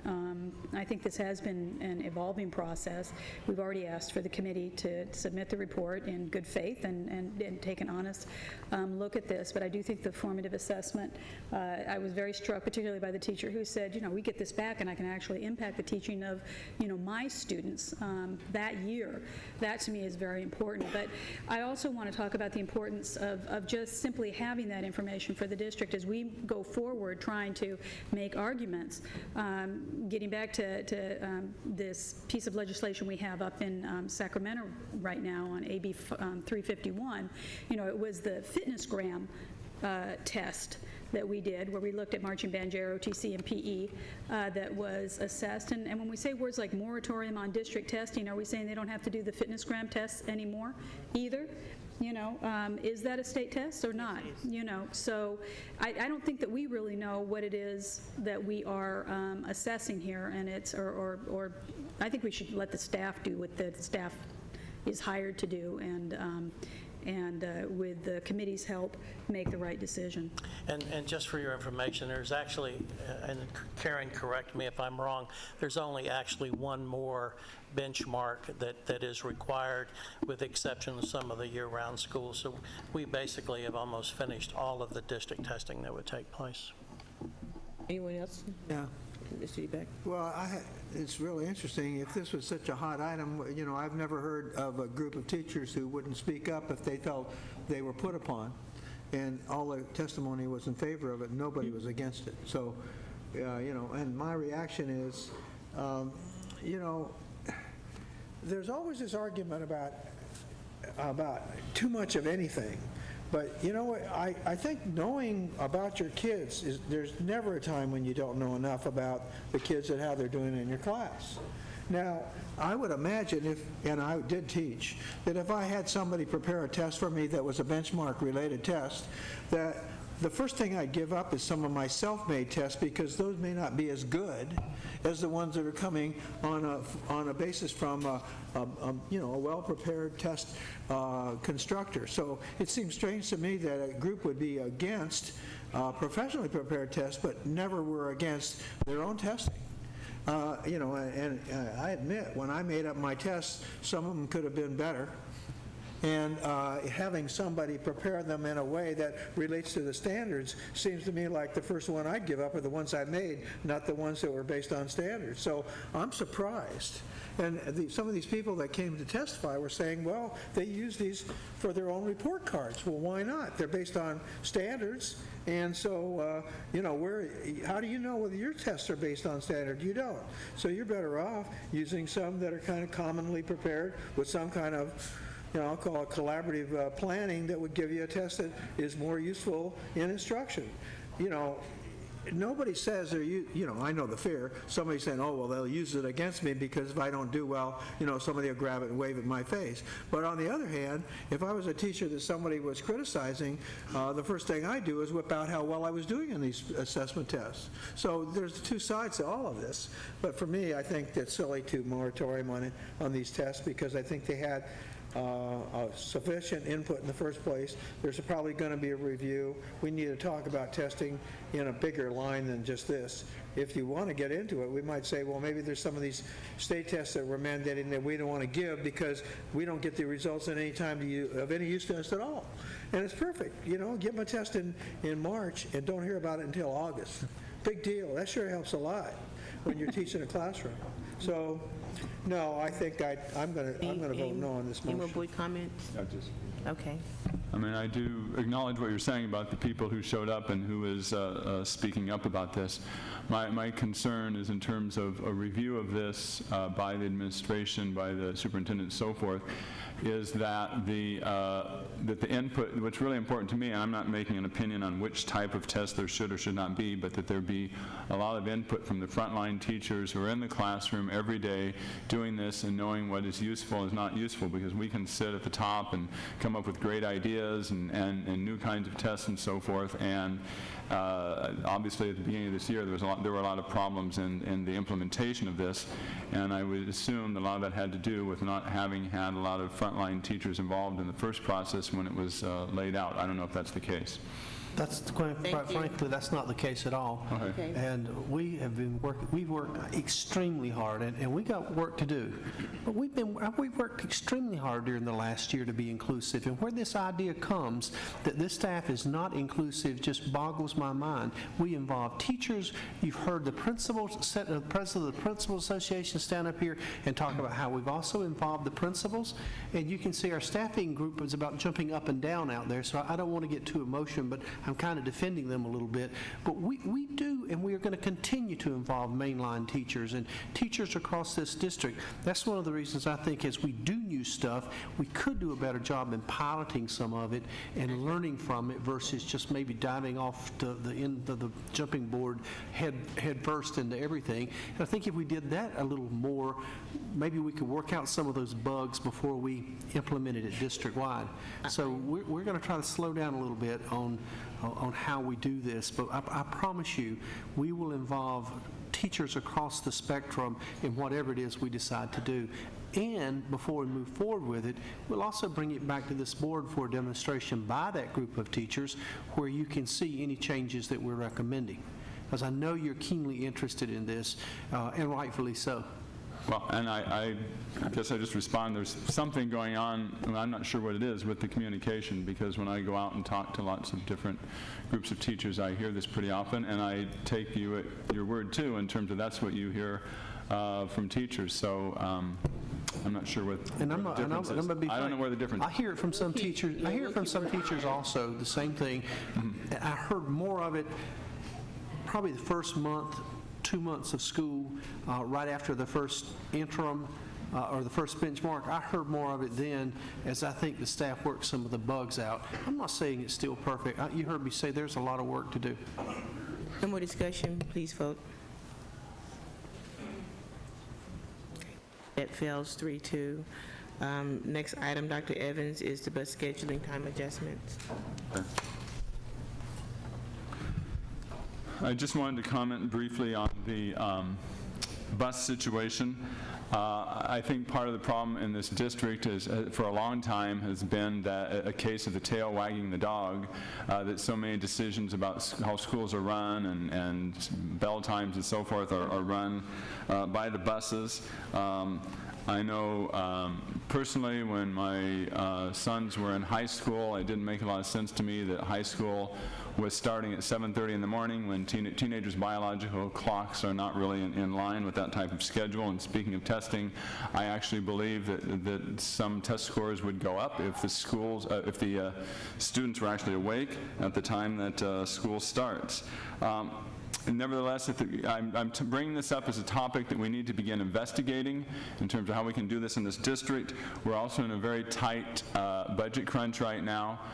We were recently approved a reduction in bus expense of $1.2 million to help us with our budget. And the reason for that was in order to do that, we had to change the the starting times for 9 schools, which had some elementary schools even start and high schools starting as early as 7:10 or 7:15 in the morning. That's for the people who live in the neighborhood. For the kids who are coming on buses from across town, it's really starting at a very ungodly hour. Again, I don't think we can necessarily change this immediately, but what I would like to do is to direct the staff as we're looking at other changes in the budget, particularly if we are reducing the number of buses as we get to the budget items for certain programs, that we at least have the staff review the bus schedules in terms of what we can do in terms of times. One example would be setting a minimum start time. Right now we have schools starting as early as 7:15 or 7:30. And if we could have at least a minimum start time of 7:30 or 7:45. But I would like the staff to begin investigating this for next year, both in terms of the budget, because it really needs to be relatively budget neutral, but also in terms of looking at what's reasonable in terms of the ages of the kids and what times they should start, and what are the wishes of the various communities. This may be a long-term project, but I think we need to begin addressing this issue. And so My motion is basically to direct the staff to, during the course of the remaining part of this year, as the budget items evolve, to continue looking at the very early start times and see if there is any chance of modifying those without harming the budget. I second that. It's been moved and second. Any more board discussion? Here. Mr. DeBeck? Sure. Is my mic on? I guess it is. Yes. Okay. Well, this has been an ongoing problem because we always have the idea that we need to save money and the buses cost money, therefore we got to adjust so that the same bus driver and bus are able to pick up 2 loads instead of 1. That's the simplest part of it you can put. But what's really interesting about it is the bus drivers in some cases, like I'll say Mission Bay High School, deliver maybe half the kids. In some cases, the bus drivers deliver maybe 10% of the kids. So then let's use an example, a simple one. Now, I'm not going to pick a school, but let's say you got a school where 10% of the kids are being bused, and you can save a lot of money by changing the bus time, okay? So what happens is the school bus time changes, which means that everybody in that school has to start at the same time because the bus arrives at a given time. That's not really true. But that's the story that everybody in the community and all the people get. It doesn't take a real genius to figure out that if it's legal for you to have a split schedule, that let's say that 10% of the kids could arrive early, and that something special could happen for those kids until the other kids showed up. Now, that special thing could be enrichment like music or art or some other kind of talented thing, or it could be remediation because some of them has shown they haven't learned certain things, and our tests would have probably shown that a few of them had some educational problems they need to meet. Okay, so then here comes a group of kids. They're a small group because I only said 10% of the school. For a school of 600, that might be 60 kids, 2 teachers. And then you go to the end of the day and you got another group of kids, which is the 90%, who have a different schedule, but they can get enrichment or remediation. So let's just look at what might happen. If you have a staggered schedule like I described, it doesn't matter about the size of the school because you'll accommodate that by shifting your staff resources. The other part of it is, if the bus schedules change ever, you never have to adjust the school starting time. All you do is compromise with what you're doing in this pre and post part of the school. Now, it doesn't take a genius to figure that out, but the truth is that schools will say to you, I can't do that. Yes, they can. And yes, they can figure it out. They just don't want to do it. So then they come to their community and they say to their community, we can't do this. We're going to make everybody start at 6:30 because that's when the bus just shows up. And everybody suffers because the buses have to be changed, but it's not really true. It's just that that's the way it's being implemented. Now, if somebody wants me to come to their school and suggest what they do before and after school for their particular population, I'll go and look at their test scores, I'll look at their enrichment programs, I'll look at their pre and post school stuff, I'll look at their clubs, I'll look at all kinds of stuff, and I'll be willing to bet that for no consultant fee at all, that I can figure it out. So then we get into this, well, we don't want to do it. Okay. You know what? You don't want to save money? Okay, I guess that's part of it. But frankly, when we got a $100 million budget problem, I'm not going to save it all with the buses, but I'm going to save some of it. And I think it's a reasonable thing for us to do, to ask for schools to modify their day in some way to meet the bus. Not to change their school because of the bus, but to change it so that they can accommodate any kind of bus changes that would ever occur by just modifying the way they schedule themselves. And it means that few teachers would report early and go home early. I bet if I went to a given school that I could find those teachers. They'd volunteer for it because they want to get home before their kids do. all right? So it's not impossible, but the idea that it's a zero-sum game, if you do a bus and it arrives at a given time, that your school has to start at that time because that's when the bus shows up, is phony baloney. And it's the argument we keep hearing. I've heard it for 10, 20 years. Well, work with it. Save some money. Probably saved your job, I don't know. Kamara? Yeah, just a brief comment. I can't help. Dr. Greer is so good at research. And last time we discussed this issue, we talked about the impact of very early start times on elementary school children. Dr. Greer, I would hope that if we can't change this, that you will find someone in the universe of your colleagues, someone who will do a study on the impact of starting this early on elementary school children, because I do believe it is adverse. But, you know.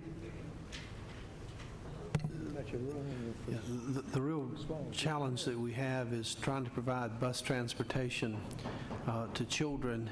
And as Mr. DeBeck said, in order to have an efficiency that doesn't cost you twice as much to transport kids, you run what they refer to in the transportation world as a split schedule, where you have schools starting at different staggered times. The problem is no one wants to be on the early time. And the other piece is if you try to put high schools on the early time, what the research does tell you is that with teenagers, even more than the younger kids, their minds just do not function like ours. I am aware of all the research on circadian rhythms, but, you know, Exactly. I don't think that it's good for children to start at 7:20 in the morning. And the problem is every time we shift to start later, you move the end of the school day later. And one of the problems we have in a district right now that bothers me a great deal, and all of you know how much I love athletics. I used to coach. I could go on and on about that.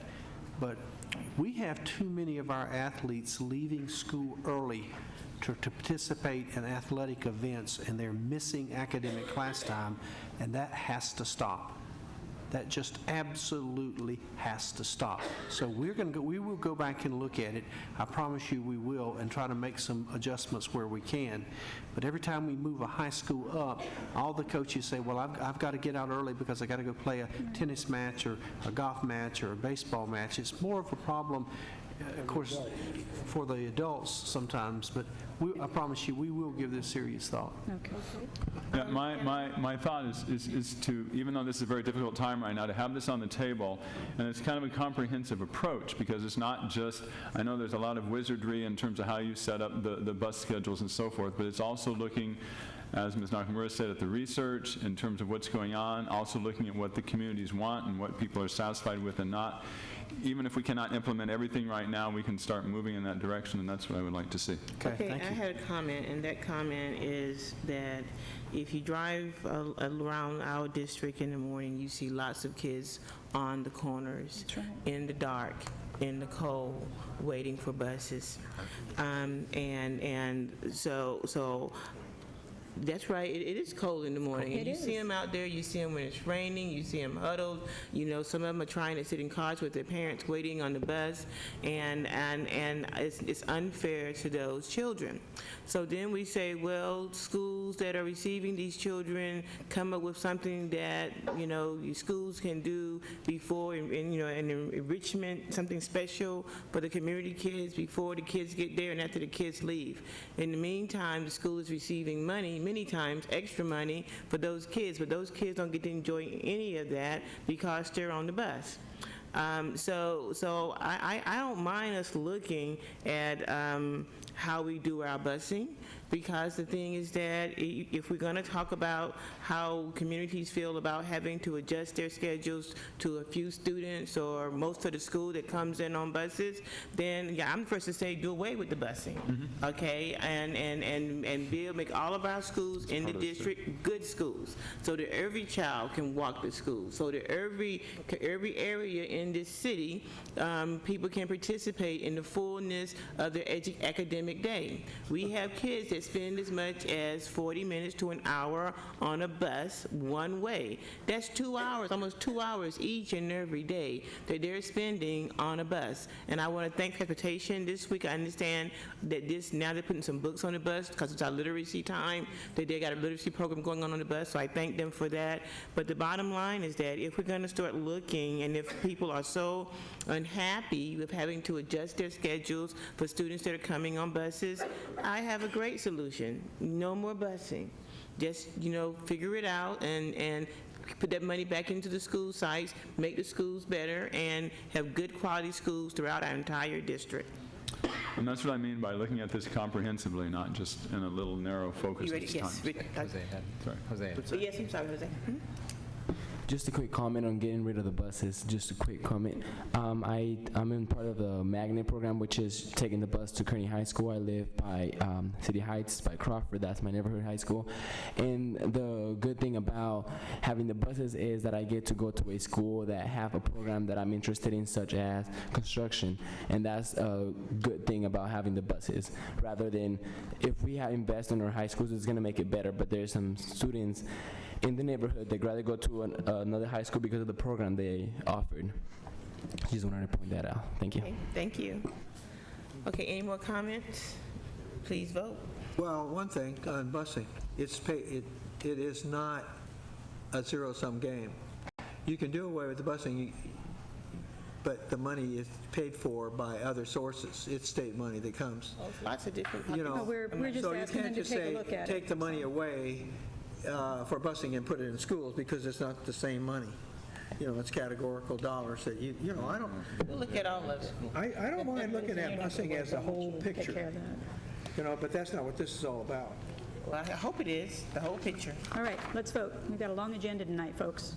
Mr. DeBeck? Okay, it passes All right. 4-1. Okay. The next item that is up, item F05, is a recommendation that we join the No Child Left Inside Coalition.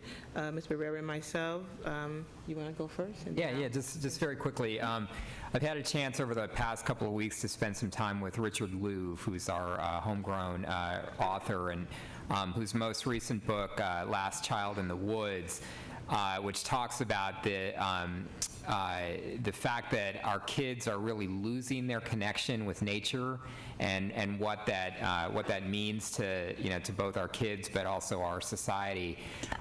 That book has really kind of touched off a firestorm all over the country, and what we've got are community coalitions being formed that are part of what's called a No Child Left Inside coalition, that are trying to develop, policies and programs that start to reconnect our kids to nature. And these No Child Left Inside coalitions around the country, the state of Illinois has stepped up and is a prominent partner in one in Chicago. Local governments in different parts of the country. But what Richard Louv told me is that in no region of the country, and there are about 50 such coalitions now, has a school district stepped up to take a real leadership role in this effort to reconnect our kids to nature. And so I think we've got an opportunity to do that here in San Diego. And I know that there's a group that started to form. And so now what I'd like to do is have our district become part of that coalition, look at the efforts, and we've got many outstanding efforts already going on in our schools, and then figure out how we can do more and do better. Okay, and I just wanted to really comment about what we have been doing here in San Diego Unified, and we have been working with a groundwork, an outdoor lab that's behind the Gompertz property, been working with Aquatic Adventures that did a lot of work over in the City Heights, Hamilton area. So we've been doing a lot of outdoor, hands-on type of experiences already. Yeah. And this just moves it up to that national level, and so that people can see the good works that we're doing here. So I'll entertain a motion to have us join the national movement of No Child Left Inside. So moved. Okay. and moved and Is there seconded. any expense to this? I just want to No fees, no dues, No. no expensive conferences, and, Yeah, no, I don't think so. All right. One just quick thing I'd point out, as a way to sort of maybe kick off our district's formal involvement, the Cesar Chavez Clubs and the San Diego Urban Corps are going to do a community tree planting at Burbank Elementary School on Saturday morning, March 28th. So any of us that can get out there and participate in that community tree planting that's being led by the students would be great. Should send us all an email to remind Okay, us. any more comments? Please vote. That passes 5-0. We have item F06, board discussion information regarding employee reduction in force option. Mr. DeBeck? Yeah, well, that, I don't think we need to talk about it now because unless we get the report that was given to us already in writing by our council, the whole reason for this was to understand what the options were for the school district relative to the laws that currently would be facing us relative to, the potential for layoffs. The March 15th deadline that was called the classic deadline for laying off certificated personnel still is in place.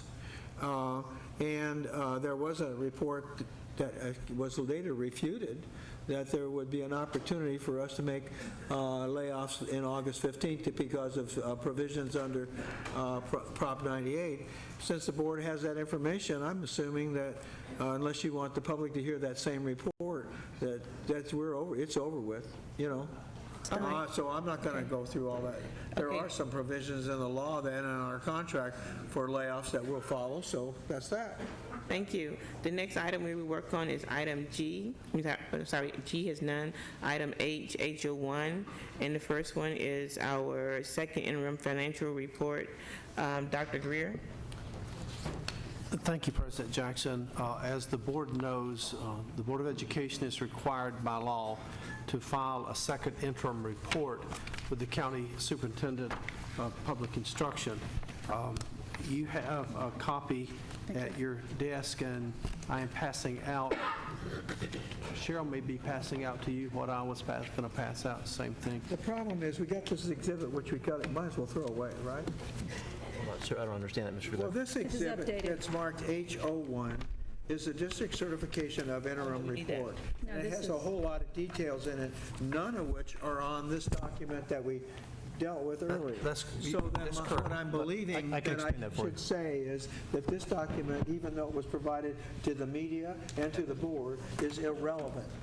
The key is that what we're asking you to do tonight is to approve a second interim report that we can submit to the county superintendent that would have an accompanying list that would show cuts or reductions to district-wide expenditures to balance our budget. But it would still be in this format, would it not? James is going to have to sign that cover page, but along with that will have to be an accompanying letter and a list that you have to vote on to approve. Okay. Dr. Greer, what happens is based on California Ed Code and county and state protocol, what we're required to do in the second interim is essentially look at all the financial information that we have through January 2009. We look at that information from how much have we spent, budgeted, and those kinds of things. In conjunction with that, we're required to take a forecast from February through June 30 at the end of our fiscal year. Once we get that forecast put together, then what we do is essentially forecast out the following year and the year thereafter. So part of the reason why you don't see any of the items that we might have as a mitigation plan for us is that protocol really calls for the fact that they require me to follow specific rules and actions. What will happen, though, in the next step is that once we essentially send off our second interim report, if you folks agree to it and approve it and pass the resolution, when we go to adopt the budget, that's when you'll see essentially the items that you folks are including as action items to balance the total overall budget. So what we'll do first is we'll send the second interim to the county office, and then thereafter we'll also marry it up to essentially the list of mitigation plans that you folks have. So it's almost like a two-step process. You do one thing, catching everybody up, you submit the plan, and then when you go to adopt your budget for the new fiscal year, that's when you will incorporate all those areas for possible reductions into that new financial plan. So what we're asking tonight, President Jackson, is a board resolution approving the second interim report and authorizing our chief finance officer to send it to the county. It's the bottom right. It's the bottom, Cheryl's the bottom right. She'll show you that. And then we are asking that you approve the accompanying cut list that will follow the letter that James will send, along with that resolution agreeing to balance our budget as for the 09-010 school year. Don't you have that backwards? Don't we have to approve you have to approve the cut list first and then approve the second interim report? That's fine. Yeah. I apologize. Okay. So do we have? Sure, you want to put the list, you got the list up. So do we have a motion for our plan for cuts, both plans A and B?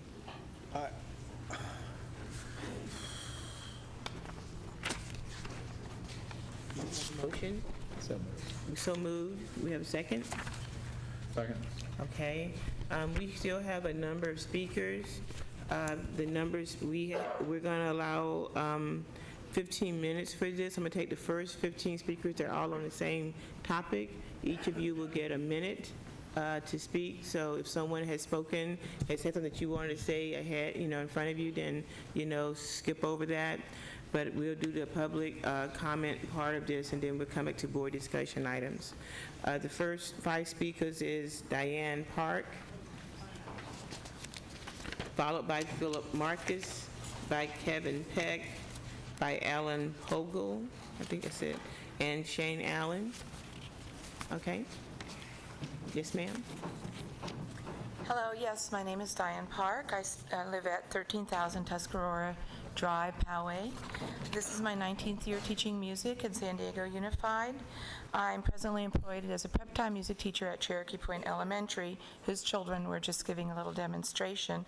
Originally, I came to protest the loss of our existing VAPA grant funds because Cherokee Point has not spent all the entire allotment, and it would seem that those who had gone out and spent their money immediately won't be affected by your drastic cuts, but our school was continuing to hope to have artists in residence and additional equipment and instruments, and our VAPA funds have been spent wisely, but it seems unfair that because we were judicious with these funds, they will now, those that are remaining, the $7,000 now remaining, will now be removed, and our students will not be supported for learning in the arts. But now I see that there's even a graver threat to our students and art programs. Thank you. And that will be it. I'm prep sorry. time and the VAPA program. Okay. Thank you. Philip Marcus.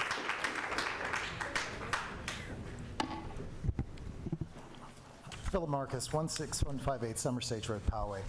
I'm the music director of the Stanley Middle School District's most dynamic comprehensive instrumental music program. Starting with only one mixed band level class of 15 years ago with only 23 students, it has grown into 7 classes with almost 300 students. Built in 1976, our primary performance venue is a 273-seat auditorium, which, although tiny by performance standards, still serves our needs, but only minimally. That is, we are still working with 33-year-old sound and lighting equipment, not all of which works to any degree. Furthermore, our curtains, tees, and cyclone are worn, torn, and shabby. When Proposition MM failed to provide us with any consideration as part of our campus, I sought an alternative. 2 years ago, our governor allocated specific money for a one-time arts block grant, which proved to be our saving grace. Along with the other arts teachers, we agreed that we would take those funds and put those into our auditorium. And being conservative and being patient with these funds, I have to date not spent them. However, they are pending estimates. For the one-time arts block grant, the sound and lighting system replacement, $20,000, curtains, tees, and cyclorama, and I'll let you read the rest of this business. But it is $55,500 that we are out, and it's outrageous. It's outrageous that we are not going to be receiving this money, especially after. Thank you very much. Thank you very much, and I'll give this. Kevin, Alan. Okay. Hi, my name is Alan Paul, 4622 Mount Gaywas. And I just wanted to say that all the VAPA programs have been very influential in my life. I'm basically the person that I am because I was involved in choir, I was involved in drama, I was involved in stagecraft. And I think that if you cut these programs, it's going to be really difficult for a lot of people to find who they really are while they're in school, because that's what I did.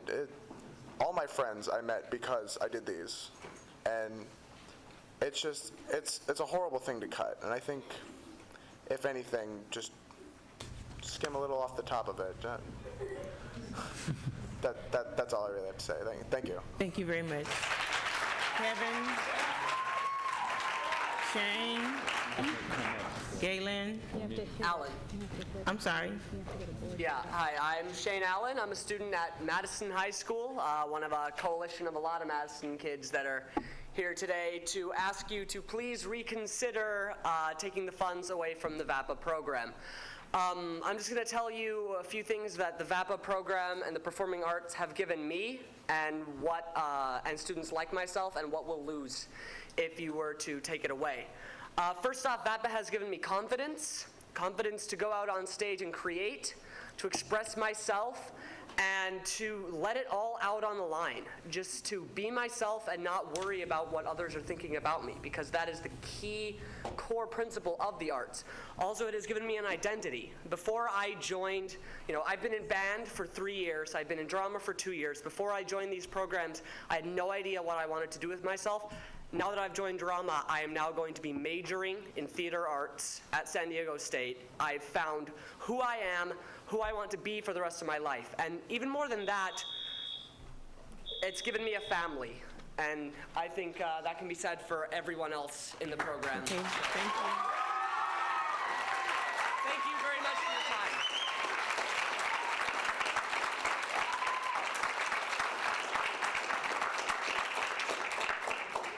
Kevin, Galen Davis, Ann Garrison, Josh Prout, Jameson Blevins. Okay. No, if you're here, you just go ahead, please.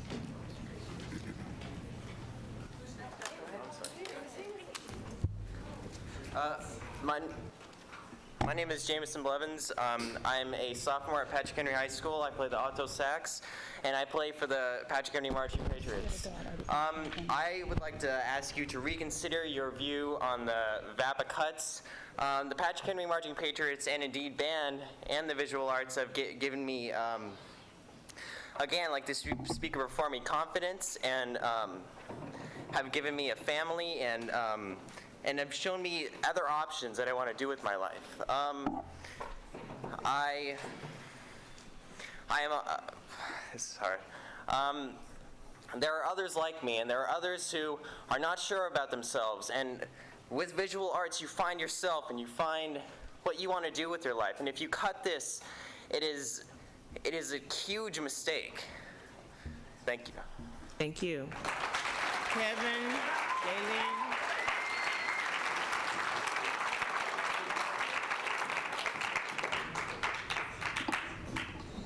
My name is Ann Garrison. I live at 2387 Seaside Street, San Diego, 92107. My student is at Point Loma High School, very involved in the music program, but I think it's not just a matter of my backyard. It is a matter of the music programs at all the schools. We have heard eloquent testimony from the students at Madison High School and other schools.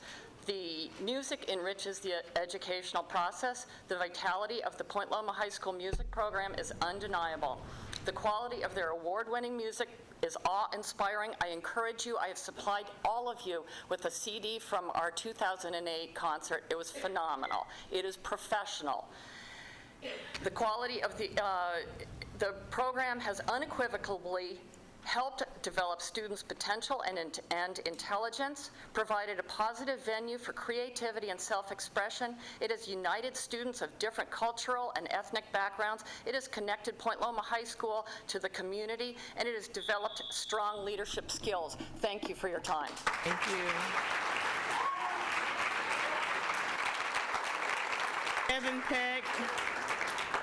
Kevin Peck, Galen Davis, Josh Prout, Steve Feeler, Linda Lugren, Anne Marie Haney. Here she comes. You can come on up. Hello, my name is Stephen Filer. I play clarinet at Patrick Henry High School. I would just want to explain to you how music has changed my life. I started in elementary school, and I'm afraid that if that was cut when I was in elementary school, I don't know where I would be today. I've been in drama, I've been in music for pretty much my entire life. Honor Band, district festivals, Idlewild, all of these places that I've gone because of music. The amount of time and effort that I put into it, that if it was cut, I don't know what I would do. If I didn't have music and band and everything, I don't know where I'd be. As other people have said, it made them who they are today and made them proud of what they are and what they can do. And music has taken me many places. And I know Miss Nakamura, I go to school with her child, and he recently got accepted into All-State Honor Band, and I was in All-District and All-County, and music is a huge deal in my life. It's basically my life. Thank you. Thank you.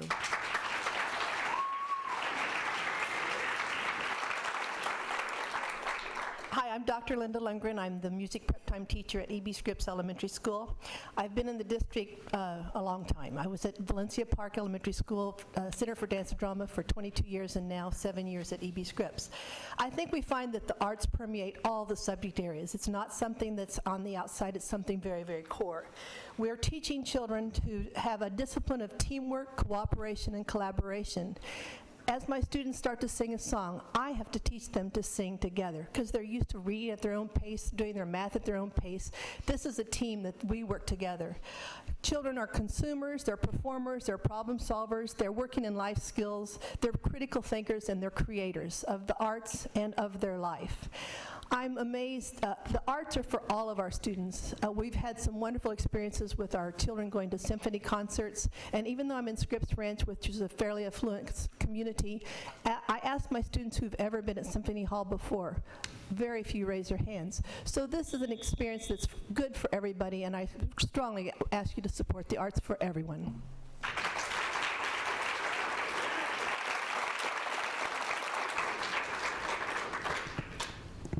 I would like to, Anne Marie Haney, I'd like to take the prerogative of asking the band students who made the effort to be here tonight on short notice, and I think they're going to be on television because they just performed outside magnificently. Would you please stand if you're here from one of our school bands?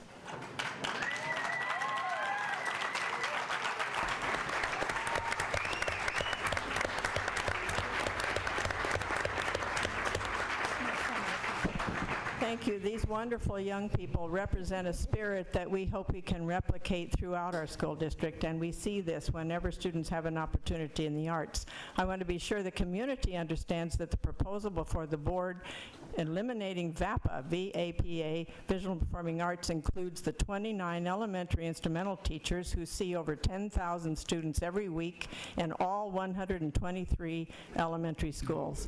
They would be gone, and they are the foundation of these young people's training that you see here today. Also, the one art, visual art, one drama, and one theater resource teacher, drama dance.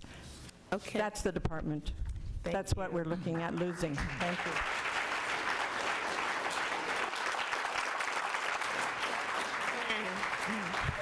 Again, Kevin Peck, Galen Davis, Josh Prout, Nicholas Rivelis, Robert Boviner, I think it is, Hilliard Hopper, and Cassandra Saldori, I think. Okay. Good evening. You met me earlier today at noon, and it's wonderful to see you again. My name is Robert Bowner. Thank you. It's pronounced Bowner, and I'm from Sarah High School. Could I have those students who are here tonight please stand again? Those students who are here, please stand.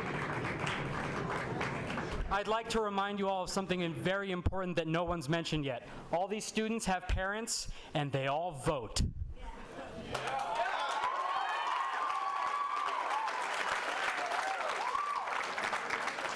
Guess you got that, didn't you?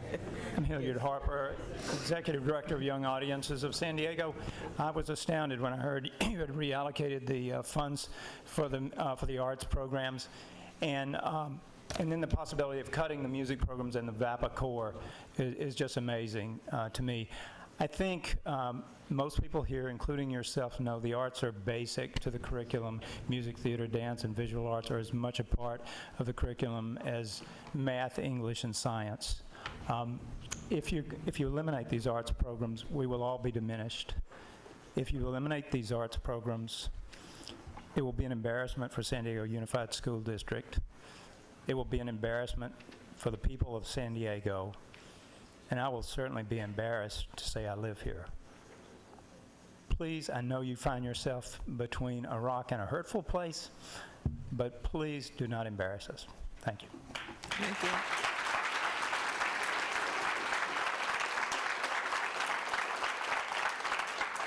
Okay, Kevin again, Gayleen, Josh Prout, Nicholas Rivelis, and Cassandra Saltadori, I think it is. All right, if they're not here, then I go to the last few. Looks like, hi. Hello. It's Cassandra Southworth. I'm one of the 2 music teachers at Wangenheim Middle School in the Mira Mesa area. And I don't come to you right now as a teacher, but as a student. And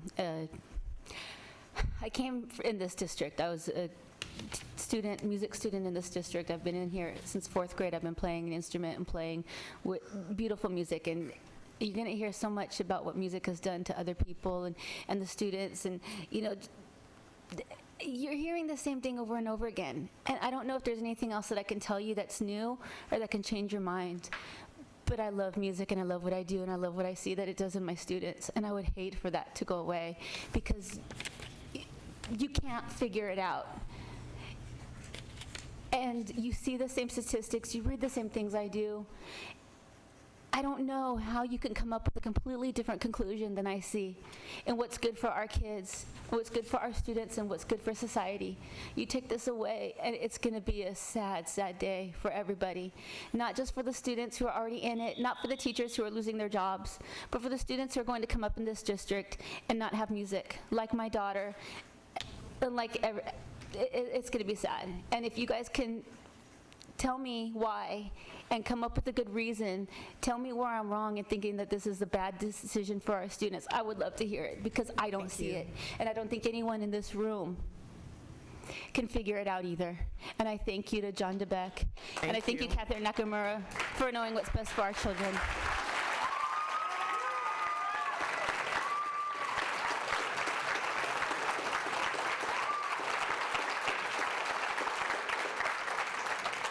I think it's Brad Pulveretti, Joseph Dolan, Dean Hickman, Julia Sanders, and Naomi Catherine.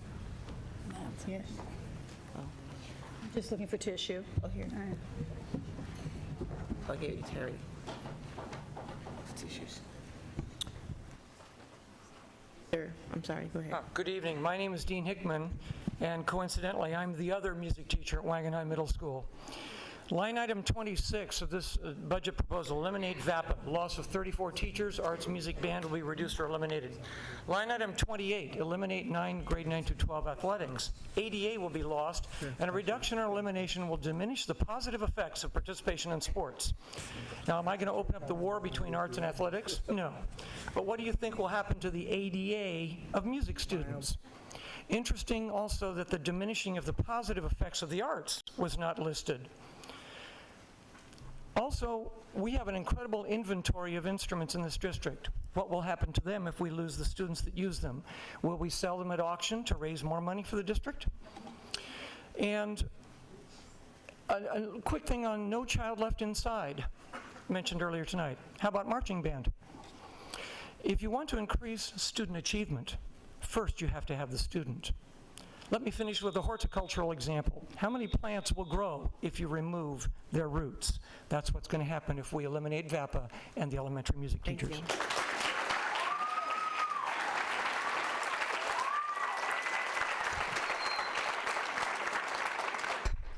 Hi, my name is Julia Sanders, and I am a proud French horn player at Patrick Henry High School. And thank you, Ms. Nakamura, for doing all you've been doing. Well, without music, for one, I would be in a world full of darkness. Music is my life and will continue if the VAPA program does not cease. I started out not knowing what I wanted to do, not knowing where I wanted to go, and being in music, doing the honor bands with VAPA and doing marching band, you really have shown me who I was, and I really want to be a music major, and I'm gonna succeed to do that. And by not having VAPA anymore, I don't think that could be as possible. So I just feel that it really has shown me who I am, and I can speak for probably about a lot of people here, most people here, about how much it means to us, how much time we put into it, how much money it costs for lessons. And I know that economy is pretty rough right now, but minus that, I think we can overlook that. And thank you. So don't close BAPA.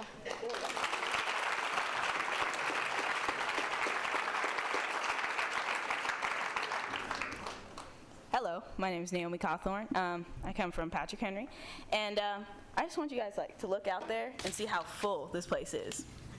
I mean, that's just a lot of people to me, and the majority of them are band kids.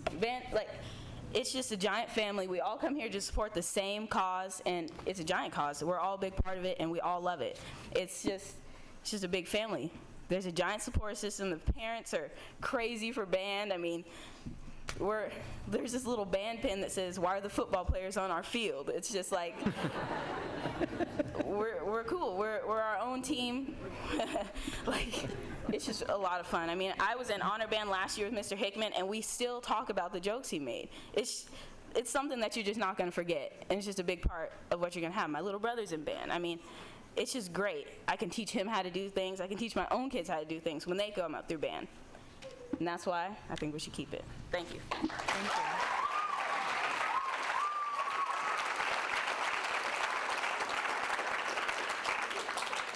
Okay, we have had several discussions. I think we have compiled a list of items that we wish to send with our interim report. We'll entertain a motion to submit those items. We have it already? I'm sorry. Okay, I'm sorry, board discussion. Okay, Mr. Barrera and Mr. Beck.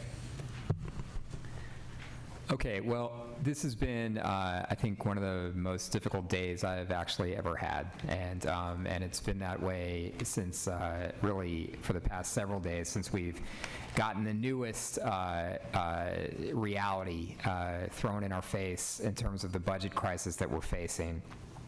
Dr. Greer talked a little bit about the challenge.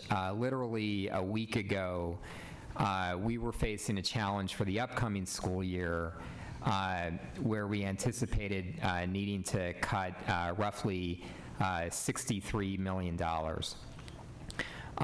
With information that we got over the weekend, that challenge has now become about $150 million that we need to cut for the upcoming year. And I just want to make sure that we all understand sort of where this is coming from. So we've got a process in the state of California where most of the funds for our public schools come from, where 2/3 of the members of the legislature have to approve a budget. And what that allows is a small minority, about 1/3 of the members of the legislature, to dominate the way that decisions are made, especially regarding public education. And quite frankly, and I'll be very blunt about this, I think there's a little over 1/3 of the members of the state legislature who don't care about our public schools, who don't care about anybody sitting here tonight, don't care about the 130,000 students we have in this district, don't care about students all up and down the state. And they forced a budget solution in the state government that cut $8 billion from our public schools.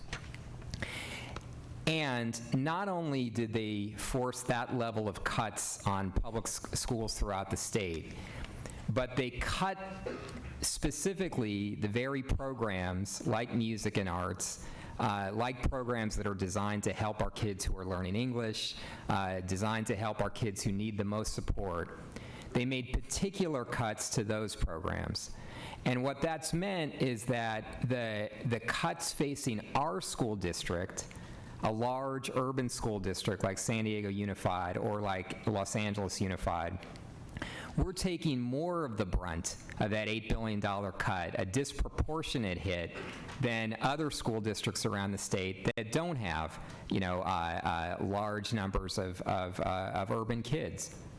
So we're in a situation where a small minority of politicians in Sacramento have put us in this situation where we've got to make choices that are gonna, at a minimum, put a burden on every student in our school and everybody who works in our school, in our schools, and every parent, and at worst are going to rip the heart and soul out of our public education system and out of our school district in San Diego.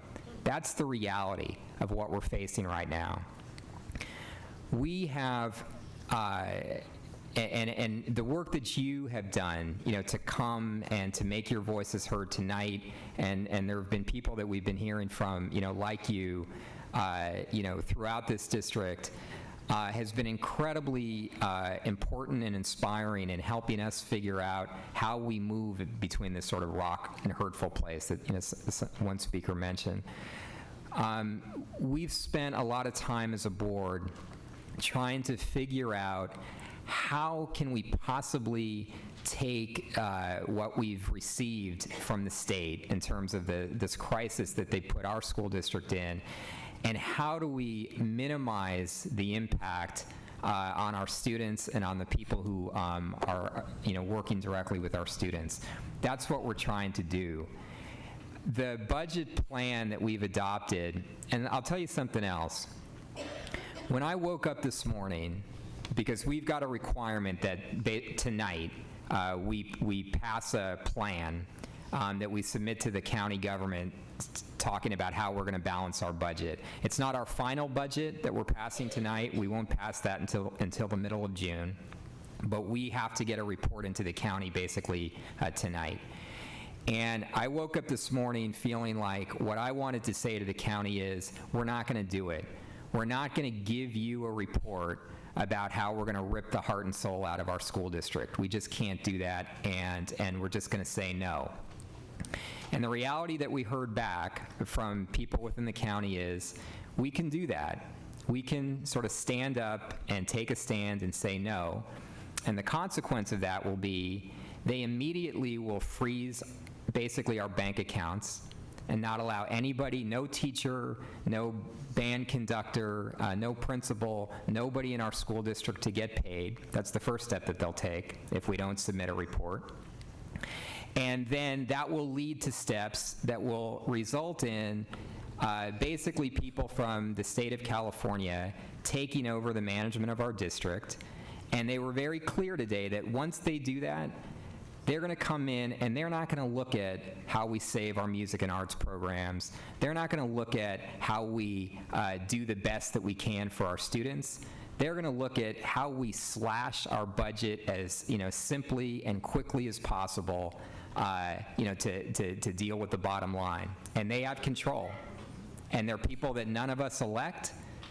The comment that we all vote, that's right, but we will have this district taken over by people that none of us vote for, that none of us elect, who don't care about what happens to our students, who are only going to look at how to slash this budget.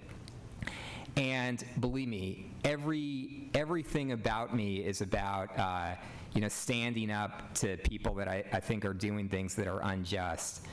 But personally, it would be irresponsible for me to just simply take a stand, knowing that the consequences of that stand are going to be that there's going to be nobody looking out for the interests of the kids in our district. And I can't do it. And so I have to agree to the plan that we're going to submit tonight. What I'll tell you is the plan that we're going to submit tonight requires almost every student in our district to have slightly increased class sizes at a time when we know full well that we should be lowering class sizes. Every student in our district nearly is going to see a couple of more students at least in their classrooms. That's one impact of the plan that we're going to pass tonight. Another impact is that every employee of this school district is going to take a pay cut and is going to take a cut in their health benefits. That's another impact of the plan that we're passing tonight. Now, the plan that we're passing tonight saves the VAPA program. The plan that we're passing tonight saves the Old Town program and the Camp Palomar and sports and all of the programs that, you know, really get our kids to want to wake up in the morning and go to school. We can't guarantee that the plan that we're going to pass tonight is going to, in the end, be enough, because we anticipate that the state's going to come back for more before this is all over. But we're doing what we can right now to not surrender control of our district to people who will not listen to you.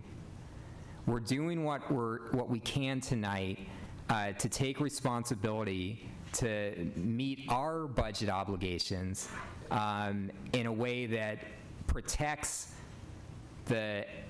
what we care most about in our schools.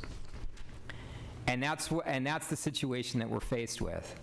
The one thing that I would ask of everybody here in this room tonight is to remember, those of us who are here right now, and hundreds of thousands, millions of people like us in San Diego, care deeply about our public schools. We need to stick together. The fight that we have is with the people who have made decisions to hurt our public schools, and disproportionately to hurt schools like those in San Diego. That's where our fight is. So we all need to remind, folks all over about who votes and who's got political power. We need to build it together. That means students who are sitting here. That means parents, teachers, classified staff, everybody who cares about our public schools. We need to stick together because we do have, I believe, an opportunity to make our collective voice heard back to Sacramento politicians to say, you know, you've balanced the budget, but you've done it in a way that is just simply wrong. You've got to take some action now to correct some of the things that you've done that are not fair to students in San Diego Unified School District. We've got to do that together, and I think if we do that together, we've got an opportunity to minimize some of the worst aspects of the cuts that we're going to have to pass tonight. Understand, the plan that we're proposing tonight saves VAPA, but it hurts other things that are very important. And we've got an opportunity to not only fight for music and arts in the next couple of months, but to fight for everything that we care about in our school district. And that's if we stick together and make our voices together heard to people in Sacramento. And that's what I ask you to do. But it's our responsibility as a board tonight to pass this plan, and that's what I'm going to vote to do. Mr. Ubeck?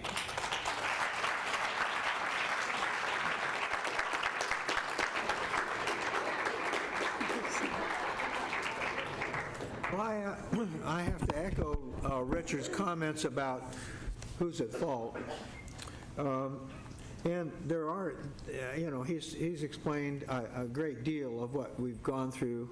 I've been getting all kinds of emails, and my analogy has been, I feel like the guy has to choose between paying the rent or buying the food for my family. And either way, I lose. But I don't want you walking out of here thinking everything's safe, so don't get out. Yeah, I mean it's not, don't leave. All right, because you know what? We have a plan A, and the plan A involves the things that he describes.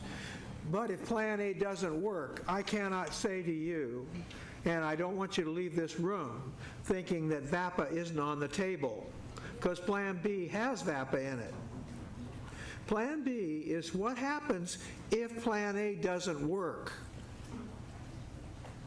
So, it's not really honest to say that VAPA's saved. It's only to say that that's our intent.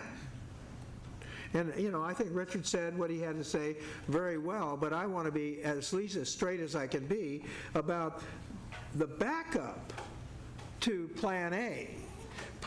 The backup to Plan A has some things that some of you won't know about until we pass it. but it does have the Balboa Park program. It does have eliminating JROTC. It does have athletics. It does have the VAPA program. So I don't want to mislead you thinking that it's all over and the only thing we're going to deal with are the ones on Plan A, and therefore if you're not on Plan A, you're safe. You're not safe. You're basically getting a reprieve. All right? But, so that's okay. I mean, because I still have a problem. I've got to vote for what's the best thing for the school district, not what's the best for everything, but it's, I have to make some trade-offs and compromises. There's some stuff in here about GATE that, I got some people that really care about GATE, so do I, but the class sizes, that he mentioned, are increased for everyone. So then it's already, I can only rationalize, but I can say, all right, maybe the class size in GATE is better than cutting GATE, but it's not what I want to do, all right? So that's going to be a kind of a swap for me. So on the Plan A that's coming forward, and you got to see it when it finally gets put up, Plan A I support. Plan B, the backup is just scary stuff. And, but it doesn't give you a free ride. Don't go home and saying, oh, well, we're never going to see any threats to VAPA, because it isn't true. Okay? That's it. I just want to be straight about it. Now, I may have to vote for the backup plan which has VAPA in it, only because it's the only resort in case Plan A doesn't work. But you need to know that. You don't need to walk out of here thinking, okay, it's all over, we're safe as we could be. It isn't true. And neither is sports, and neither is a lot of stuff that's on the Plan B list. And we'll just have to live with the horror of that, and we have to blame the right people. It isn't us. It's too bad that we don't have the power to get a parcel tax and cover all this, which we wanted to do one time. We couldn't do it because we couldn't get some people to agree with that. Maybe sometime we will. But in the meantime, the reality is that we have one plan to save $100 million and a second plan to save $100 million, and they're not the same plan. So we got a backup plan, and you're in it. Don't go away. Nakamura, followed by Dr. Evans. First of all, I want to say how proud I am of all of you out there that came down. And he's right, don't go away. There is a saying that what people care about most, you can figure out by looking in their checkbook. And tonight we have to give our checkbook to the County Board of Education. There's a Plan A and there's a backup Plan B. But the reason that we have backup Plan B is because we didn't make decisions earlier. We are basically, and I feel very strongly about this, making decisions that frighten children and students and parents because we did not have the will to make employees worry. This is at risk. Your music program is at risk, the athletics program at risk, OSIL is at risk, everything is at risk. I don't think that there's any promise that this board is going to vote for that everything is going to turn out all right. Right now it's on a hope and a prayer. It's on a golden handshake, an early retirement that may or may not work. It's on a vote, 5 separate votes that are going to take place in May. And when you all get back to your schools, I want you to talk to your political science teachers about this so they can explain it to you, because it is extremely complicated and very difficult. And we are in a really terrible position. My colleagues up here are correct. What we're facing in the state of California is very, very serious. I've been on here 6 years. I've made some very difficult votes. But tonight, let me be the first parent in this district to say, no, I'm not voting for this. Okay?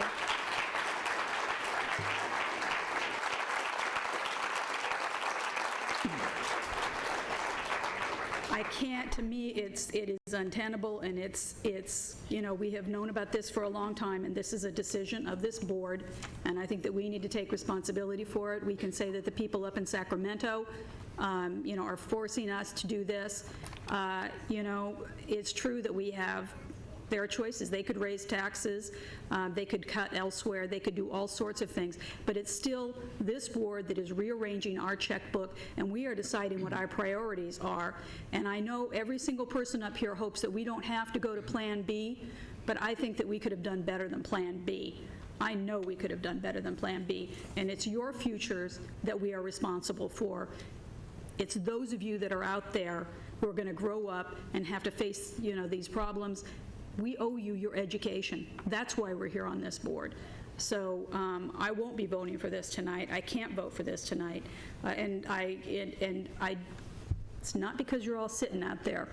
I would have voted against it anyway. I just want you to know that. I formed my colleagues before we even came down here this evening. But I'm so glad you came, and I am so very proud of you. Make your voices heard. We've got a long way to go. If this does come to pass, it'll come to pass in July when you're off on summer vacation.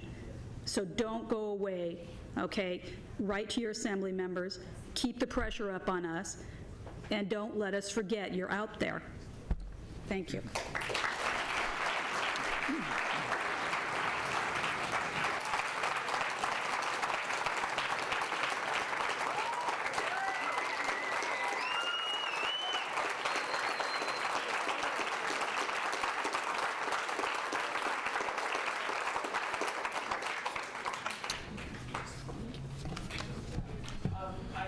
I actually promised the parents I'd have them back to school by 8. Okay. Yeah. Yeah, sure. Wait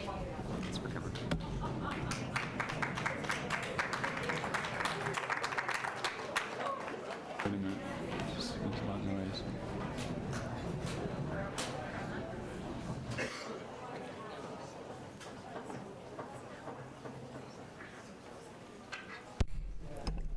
I didn't make a single phone call. I just want you to know. They came down. Okay, I'll get started now. I appreciate you leaving very quietly so we can continue. That's great. First of all, I want to say that I am totally opposed to all of these cuts on here. I am sickened by them, and I am just very distressed by what our society is doing to public education. And I'm even more bothered that we are making these decisions with a gun to our head. And this reminds me in some ways of the movie Sophie's Choice. For those of you who remember, a woman in a concentration camp who had 2 children and was told she could keep one and give up one, the ultimate dilemma. And we were, at different points in time, given lists. Here's $100 million to cut, but you can keep $10 million. It's like saying, okay, here we have a band kid, an athlete, a JROTC, a kid with special needs, all of these different things, 10 kids, and guess what? You get to choose which one that you want to save and let the other 9 go. That is pretty much the choice that we have been given. What's really important in this crisis is that we all stick together, and that's everybody here, everybody throughout the city of San Diego. We really need to face this in a united manner, which means all of us here up on the board, the superintendents, the administration, the teachers, the parents, everybody in the community. Now, because we are making these decisions with a gun to our head, it's not that we agree on every detail, but I can certainly say that we all agree that none of us want to see hardly anything that is on any of these lists, and yet we are faced with this situation. What we need to do, again, a choice, using the example of the band and the music programs, we could say we support it, and we are not going to comply with what we need to do. We're not going to be realistic about it, and then somebody else will take in, and we will definitely lose all these programs. What we want to do is to try to save as much as we can. We have to get this report into the county, and as soon as we do this tonight, we need to turn around and say, we are going to change this situation over the next couple of months, that we really are going to rise up and make a difference. Let me give you just some examples of what's going on. We have money coming from the federal government. It has been promised in the Obama stimulus package. They are not letting us count that as part of our budget. And part of the problem is some of the money passes through the state, and there isn't trust that the state will pass it on to us. We need to hold the state accountable to make sure that the money that is being given to us passes through the state and comes to us. And there are a lot of other things. When they passed the budget just days ago, one of the things they did quietly and secretly, as we were lobbying them, was they made a special hit on categorical funds, which basically what that means is it hurt the urban districts, that we are going to get a lot less money as a result of that. We need to stand up on that and fight and make sure that we get our fair share. There are a lot of other examples of this, but we need to work together on this. We need to have everybody up here and everybody in the community working together on this. Parents are going to have to make sacrifices. Parents are getting up early with their kids. Students are going to have more in the classroom. We are going to have a lot less teachers in this district this year. Even though we are not issuing layoff notices to teachers, we are encouraging early retirements. We are closing down other programs. We are going to have less teachers, and we certainly are not going to be hiring a lot of new teachers like we would normally do. All of us are going to suffer. It's all across the board. But we need to unite. We need to face this together. And that's why, even though I detest everything that's on here, I'm going to vote for this measure so that we can keep the San Diego School District in control, being controlled by the people of San Diego through the San Diego School Board, and we will start tomorrow morning fighting all of these challenges. Thank you. First of all, I would like to thank each and every person that's up here on the dais and our staff. I know it has been hard the last few weeks. I know you've been here to 3 and 4 o'clock in the morning and then back again at 7. I know that you have left no stone unturned. To my peers, I know that we have been barraged by emails and letters and all kinds of comments about what to do about our deficit. And I know that we spent most of closed session almost all day today looking at our budget and what we are going to do. I think it is important to note that this is something that has to be done. As was mentioned earlier, if we do not, if this district, if this board does not pass a balanced budget, someone else will come in, someone else that we don't know, that has no vested interest in the district except for balancing the numbers. And our children are not just numbers. Our children are part of our community, and we know, and I've said this often, the most important thing right now is the education of our children. I wish that was true of the people in Sacramento, or some of them, but it's not.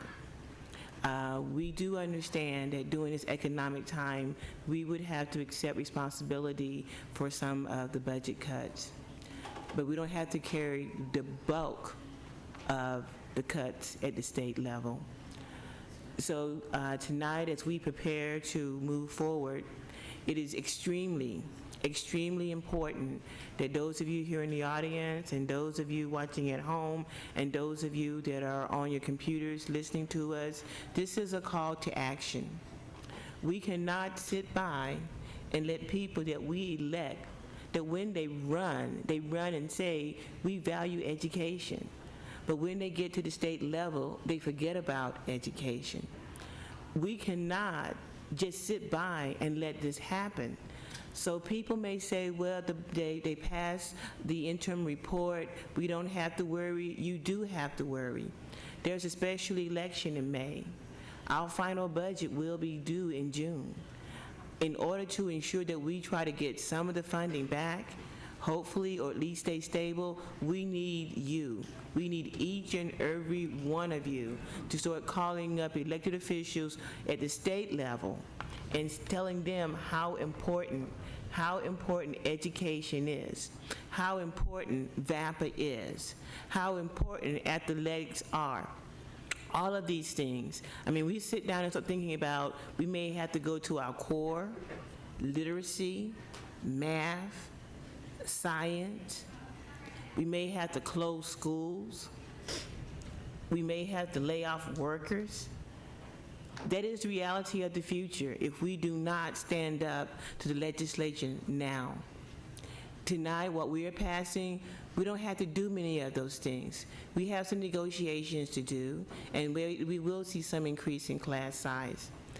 But you better believe that if none of those things work, then it is going to take a toll on public education.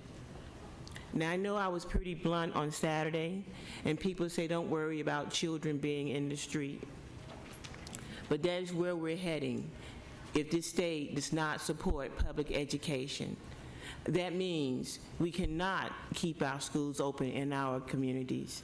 That means we will not have staff to teach our children. So that means the children will not be in school. They will be home. And parents will be out looking for a job. Those kids will not stay in the house. So we know that this is a critical time for us. And everyone that has spoken before me have said how hard the decisions we made today were. No one up here is particularly happy, but it's something that we have to do. And I know that many of you in your households right now are going through some similar issues. But tonight we have a responsibility, and that is for us to get a report to the county that shows that we can meet our obligations. And this board, again, I want to thank each and every one of you. We came through our differences today to come together to put this item before the county. And so with that, if there's no other comments, then I'll call for the vote. Oh, wait a minute. Superintendent, I'm sorry.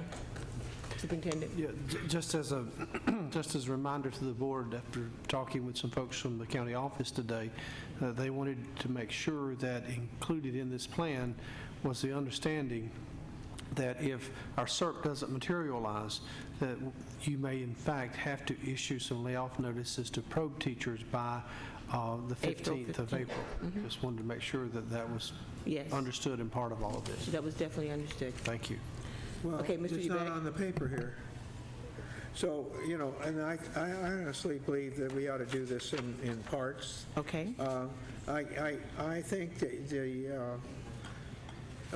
I'd like to see us vote on whether or not we would agree that we may have to issue these notices. Okay. I'd like to see us vote on Plan A, and I'd like to see us vote on Plan B, because at least that shows us where we are, and it also shows the community, you know, that their people are representing them or not. So, I don't even know what the motion says, honestly. The motion on the floor currently is for us to approve plans A and B. That's correct. Okay. Well, I think we have That to is the say motion. Plan That's the A, motion on the B, floor. and the probation are. So are you amending the motion, Mr. DeBeck? Yes. Sure. He is. Okay. I move that we divide the motion into 3 parts. And that includes, one is the possibility of laying off probationary teachers. The other is Plan A, and the other is Plan B. Is there a second? Second. All right.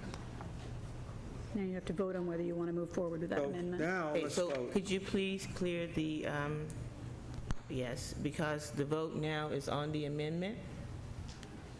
Okay? And that is to amend to say that we take these items separately. Mr. Beck, is that correct? Yep. Okay. But also to add the direct staff to start pulling together the probationary notices to probationary teachers. Yeah, it's just a possibility, so are all these. Yes. But the current amendment is that we take and vote on all of those 3 items separately. That is the current amendment. Yes. Okay. Okay, that passes 4-1. Okay. Now, we First also, vote. for the first, so now the first part we're going to do is, we're going to do we're going to do Plan A first? Yep. Okay, a motion for Plan A to be passed. So moved. Moved. Second. Second. Okay, discussion on Plan A? Okay. Plan A passes 5-1. The next item up... 5-0, I'm sorry, 5-0. Superintendent. I'm sorry, you know, you've been with us so much today. Okay, the next item up is Plan B. Now, what's the next one? Plan B, our contingency plan to back up for reduction of A. Is there a motion? So moved. So moved. Second. Okay, any comments? Okay, Plan B. Plan B passes 3-2. Okay, the next item is, Mr. Ubeck. Well, that would be the gathering of information necessary to issue layoff notices for probationary teachers before the statutory requirement of April 15th, or is it our contract? Anyway, whatever it calls for. I think that the provision is on our contract that we have to notify them before April 15th. So that's the item we're voting on. If we do not have sufficient numbers in the SERP. That's correct. Okay, I didn't hear that part. I just want to make sure it's there. Okay. I just want to understand how this is different from the status quo in terms of we have the April 15th deadline and staff is already preparing for that contingency. What are we doing differently here? I think according to what Mr. Macias said to me, that brought this about was that it was his understanding that the county office wanted some assurance that we were moving in that direction, so he could include that in his backup information that he sends to them. But that again, that we would not make any decision about that until April 15th. We're directing the staff, that's all we're doing. He just wants to be able to say in the things he sends to the county office that you've done this. All right. Yes. Yeah, I just want to be crystal clear here.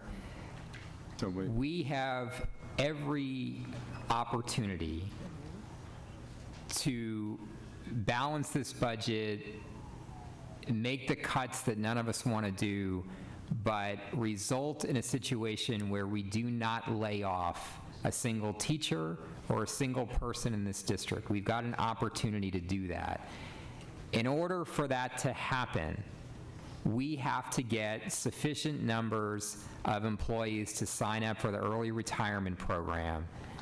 If that does not materialize, then we're left with a situation where we're going to need to issue layoffs or we can't balance our budget. That's correct. But just want to be very clear about that point, that if the early retirement program materializes, we should have full confidence that we can balance this budget without the layoffs that we're talking about right now. That is very true. And I just want to say, just add to that, I agree with that, and it needs to be pointed out that we have structured a plan that will allow us to do it without laying off employees, and this is only a contingency.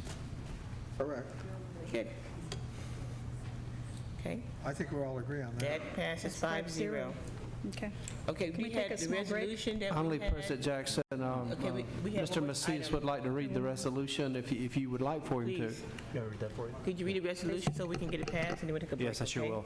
So whereas in certifying the 2008-9 second interim report as positive, the Board of Education understands its fiduciary responsibility to maintain fiscal solvency for the current and subsequent 2 fiscal years, and whereas due to the 08-09 mid-year reductions imposed by the state, the Board of Education approved $46.1 million of mid-year reductions to balance the budget.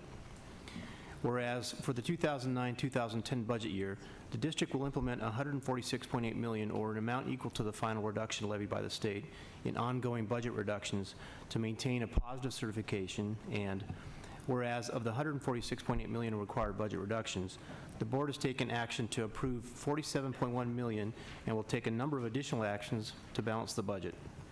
And whereas the Board of Education is considering all the items listed on Attachment A, Plan A, and will incorporate the reductions into the 2009-10 adopted budget. And whereas that while these actions must be taken to maintain the financial stability of the district, the Board of Education will continue to make every effort to sustain a high-quality education program for our students in a quality employment environment for all our employees. Now, therefore, be it resolved that the commitment to balance the district budget by making the necessary reductions in expenditures shall be convened to the San Diego County Office of Education, along with the 2008-2009 second interim report, which you folks have, passed and adopted by the Board of Education of the San Diego Unified School District, San Diego, California, at a public meeting thereof duly called and held this 10th day of March, 2009. Can I have a motion for that resolution, please? Moved, seconded, okay, please vote. Question. Wait a Question, minute. go ahead. Well, there's 3 years involved. There's the report says that we are certifying it to the 2010 and 11 budget. There is no definite answers to the 2010 and 11 budget that's on this, so I can't support this. I can support the fact that we've done what we need to do for the 2 years, but not the third. And so that's just my point. Okay, good. Any other comments? Please vote. Thank you. That passes 4-1. We're going to take a short break. We'll be back at 20 minutes after. Thank you. Just consent. Okay.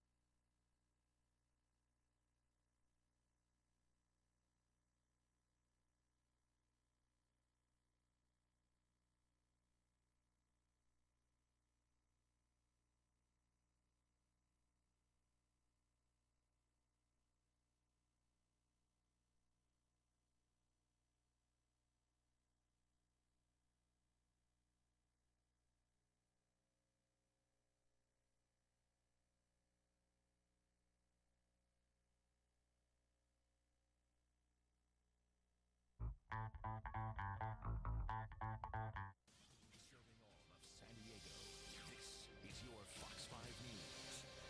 It's a good honor there. It is, and sixth graders at 2 local schools are camping on Palomar Mountain this week. For 60 years, it's been a tradition for San Diego School District sixth graders to come to Camp Palomar.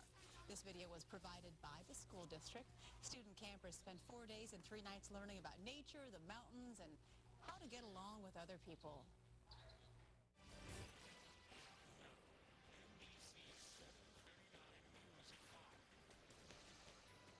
As part of today's observances, Mr. Obama called for a National Day of Service in honor of Dr. King. Volunteers throughout San Diego County took to the streets in response and took pledges to keep the spirit going on a year-round basis. We have a snapshot from Arjun Cubis. And here's the background. Congress designated the King holiday as a National Day of Volunteer Service back in 1994. And since then, it's mustered hundreds of thousands of Americans from all walks of life to give back to their communities in countless ways. Well, here's one we counted in our midst today. My daughter saw me looking at a flyer last night about this and wanted to come out, so here we are. How important is this? As important as getting the whole country involved with getting back on track, which overdue, I think. At a time when government at all levels is cash-strapped and desperate, if not demoralized, it seems to be up to we the people to take up peaceful arms in community service. In this case, grabber sticks and trash bags to clear a 16-block area of City Heights. Together we can make our city better and our nation better, and it takes us coming out on a day like today to really send that message loud and clear to President Obama as he goes in the office, that the people are with him. And he was with the people at a shelter for homeless teenagers in Washington, D.C., climbing a ladder to take down curtains and painting an entire wall himself. That tone of volunteerism echoed off the bulkheads of the USS Midway Museum here in San Diego, where giving back was the spirit of a rally honoring military military veterans. We don't have the luxury of not engaging volunteers in our community. I think that's going to be part of our solution, and that's what we need to do together. They're finding that task to be its own reward. It feels so good to give back to the community, and it starts sort of a cycle of I don't know, good well-being towards one another, which is really important. That's what we need right now. That's the spirit. Well, the City Heights cleanup was organized by the San Diego Imperial County's Labor Council, brought out dozens of volunteers, and if you would like to take part in community service going forward, check out our website, NBCSanDiego.com, and enter volunteer in the search box. Marty. This is 10 News Live at 5. Local elementary school students participated in a march today in honor of slain civil rights leader Dr. Martin Luther King Jr. Approximately 2,000 students from throughout the San Diego Unified School District met at Knox Elementary today in Lincoln Park. They marched for more than a mile around the community. The event started 32 years ago and is meant to help children learn about Dr. King's legacy. When you bring children of all backgrounds from different parts of the city, you bring kids from north of 8, south of 8, east of 8, and all those various directions. So this is inspiring for kids to get together and to just, be with one another, to learn from one another. Students also honored Monique Palmer, a 17-year-old high school student who was shot and killed in Valencia Park last month. Pictures, your stories, Well, Sean, we are at Fulton Elementary inside Mrs. Hoffman and Miss Herman's 6th grade class, and I have to ask the students, what did you guys think about the inauguration ceremony? All right. A good reaction from a tough crowd. Now, Fulton Elementary gathered for a special assembly today honoring the inauguration of President Barack Obama.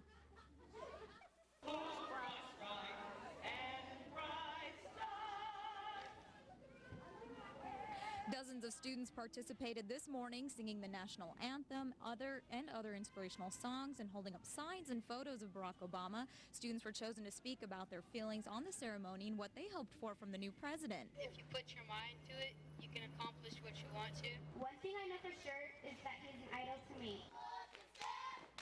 The school step team also stepped for Obama. We talked to some students about the festivities who told us what they thought about Barack Obama and what they know about our new president. That President Obama is going to be our president today.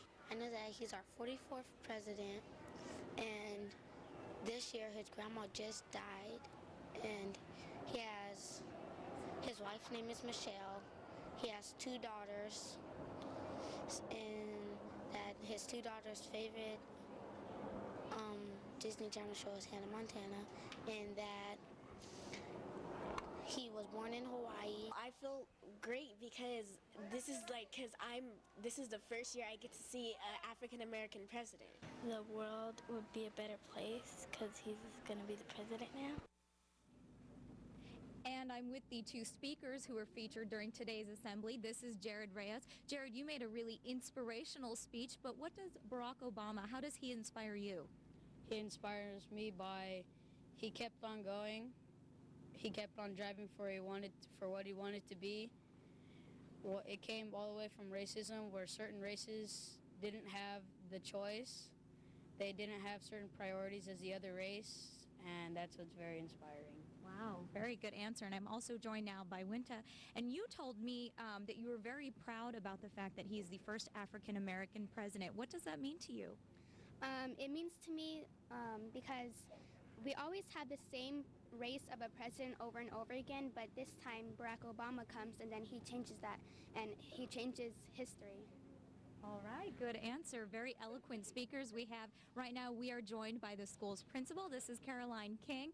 I know that you had all of the classes watch the inauguration speech. Why did you have that happen? I thought it was very important that every student from preschool all the way up to our 7th graders. Close by.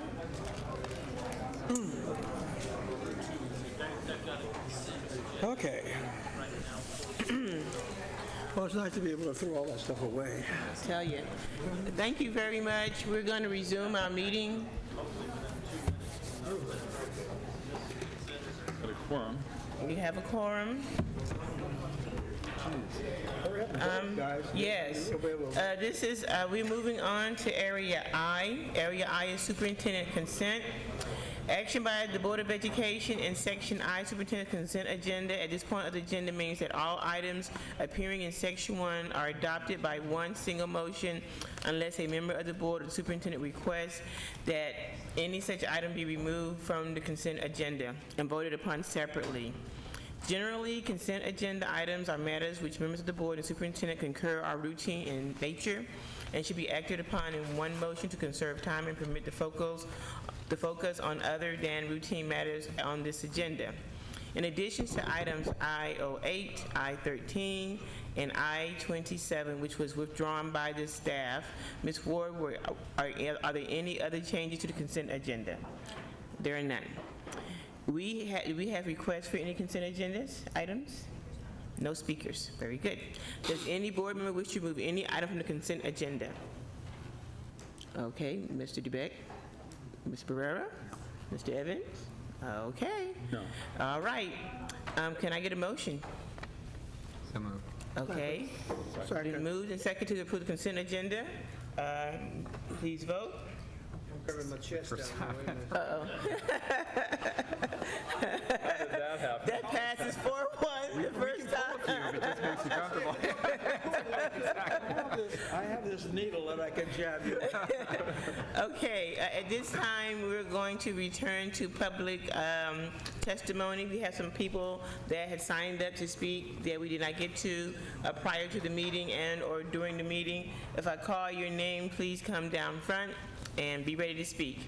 Eric Christian, Sherry Yarborough, Rick Amishan, Scott Brady, they didn't stay with us, Carol Rosher, See if everybody in the auditorium tell you their name. Brian Hawks, Brad Pullaberry, okay, Joseph Doplin,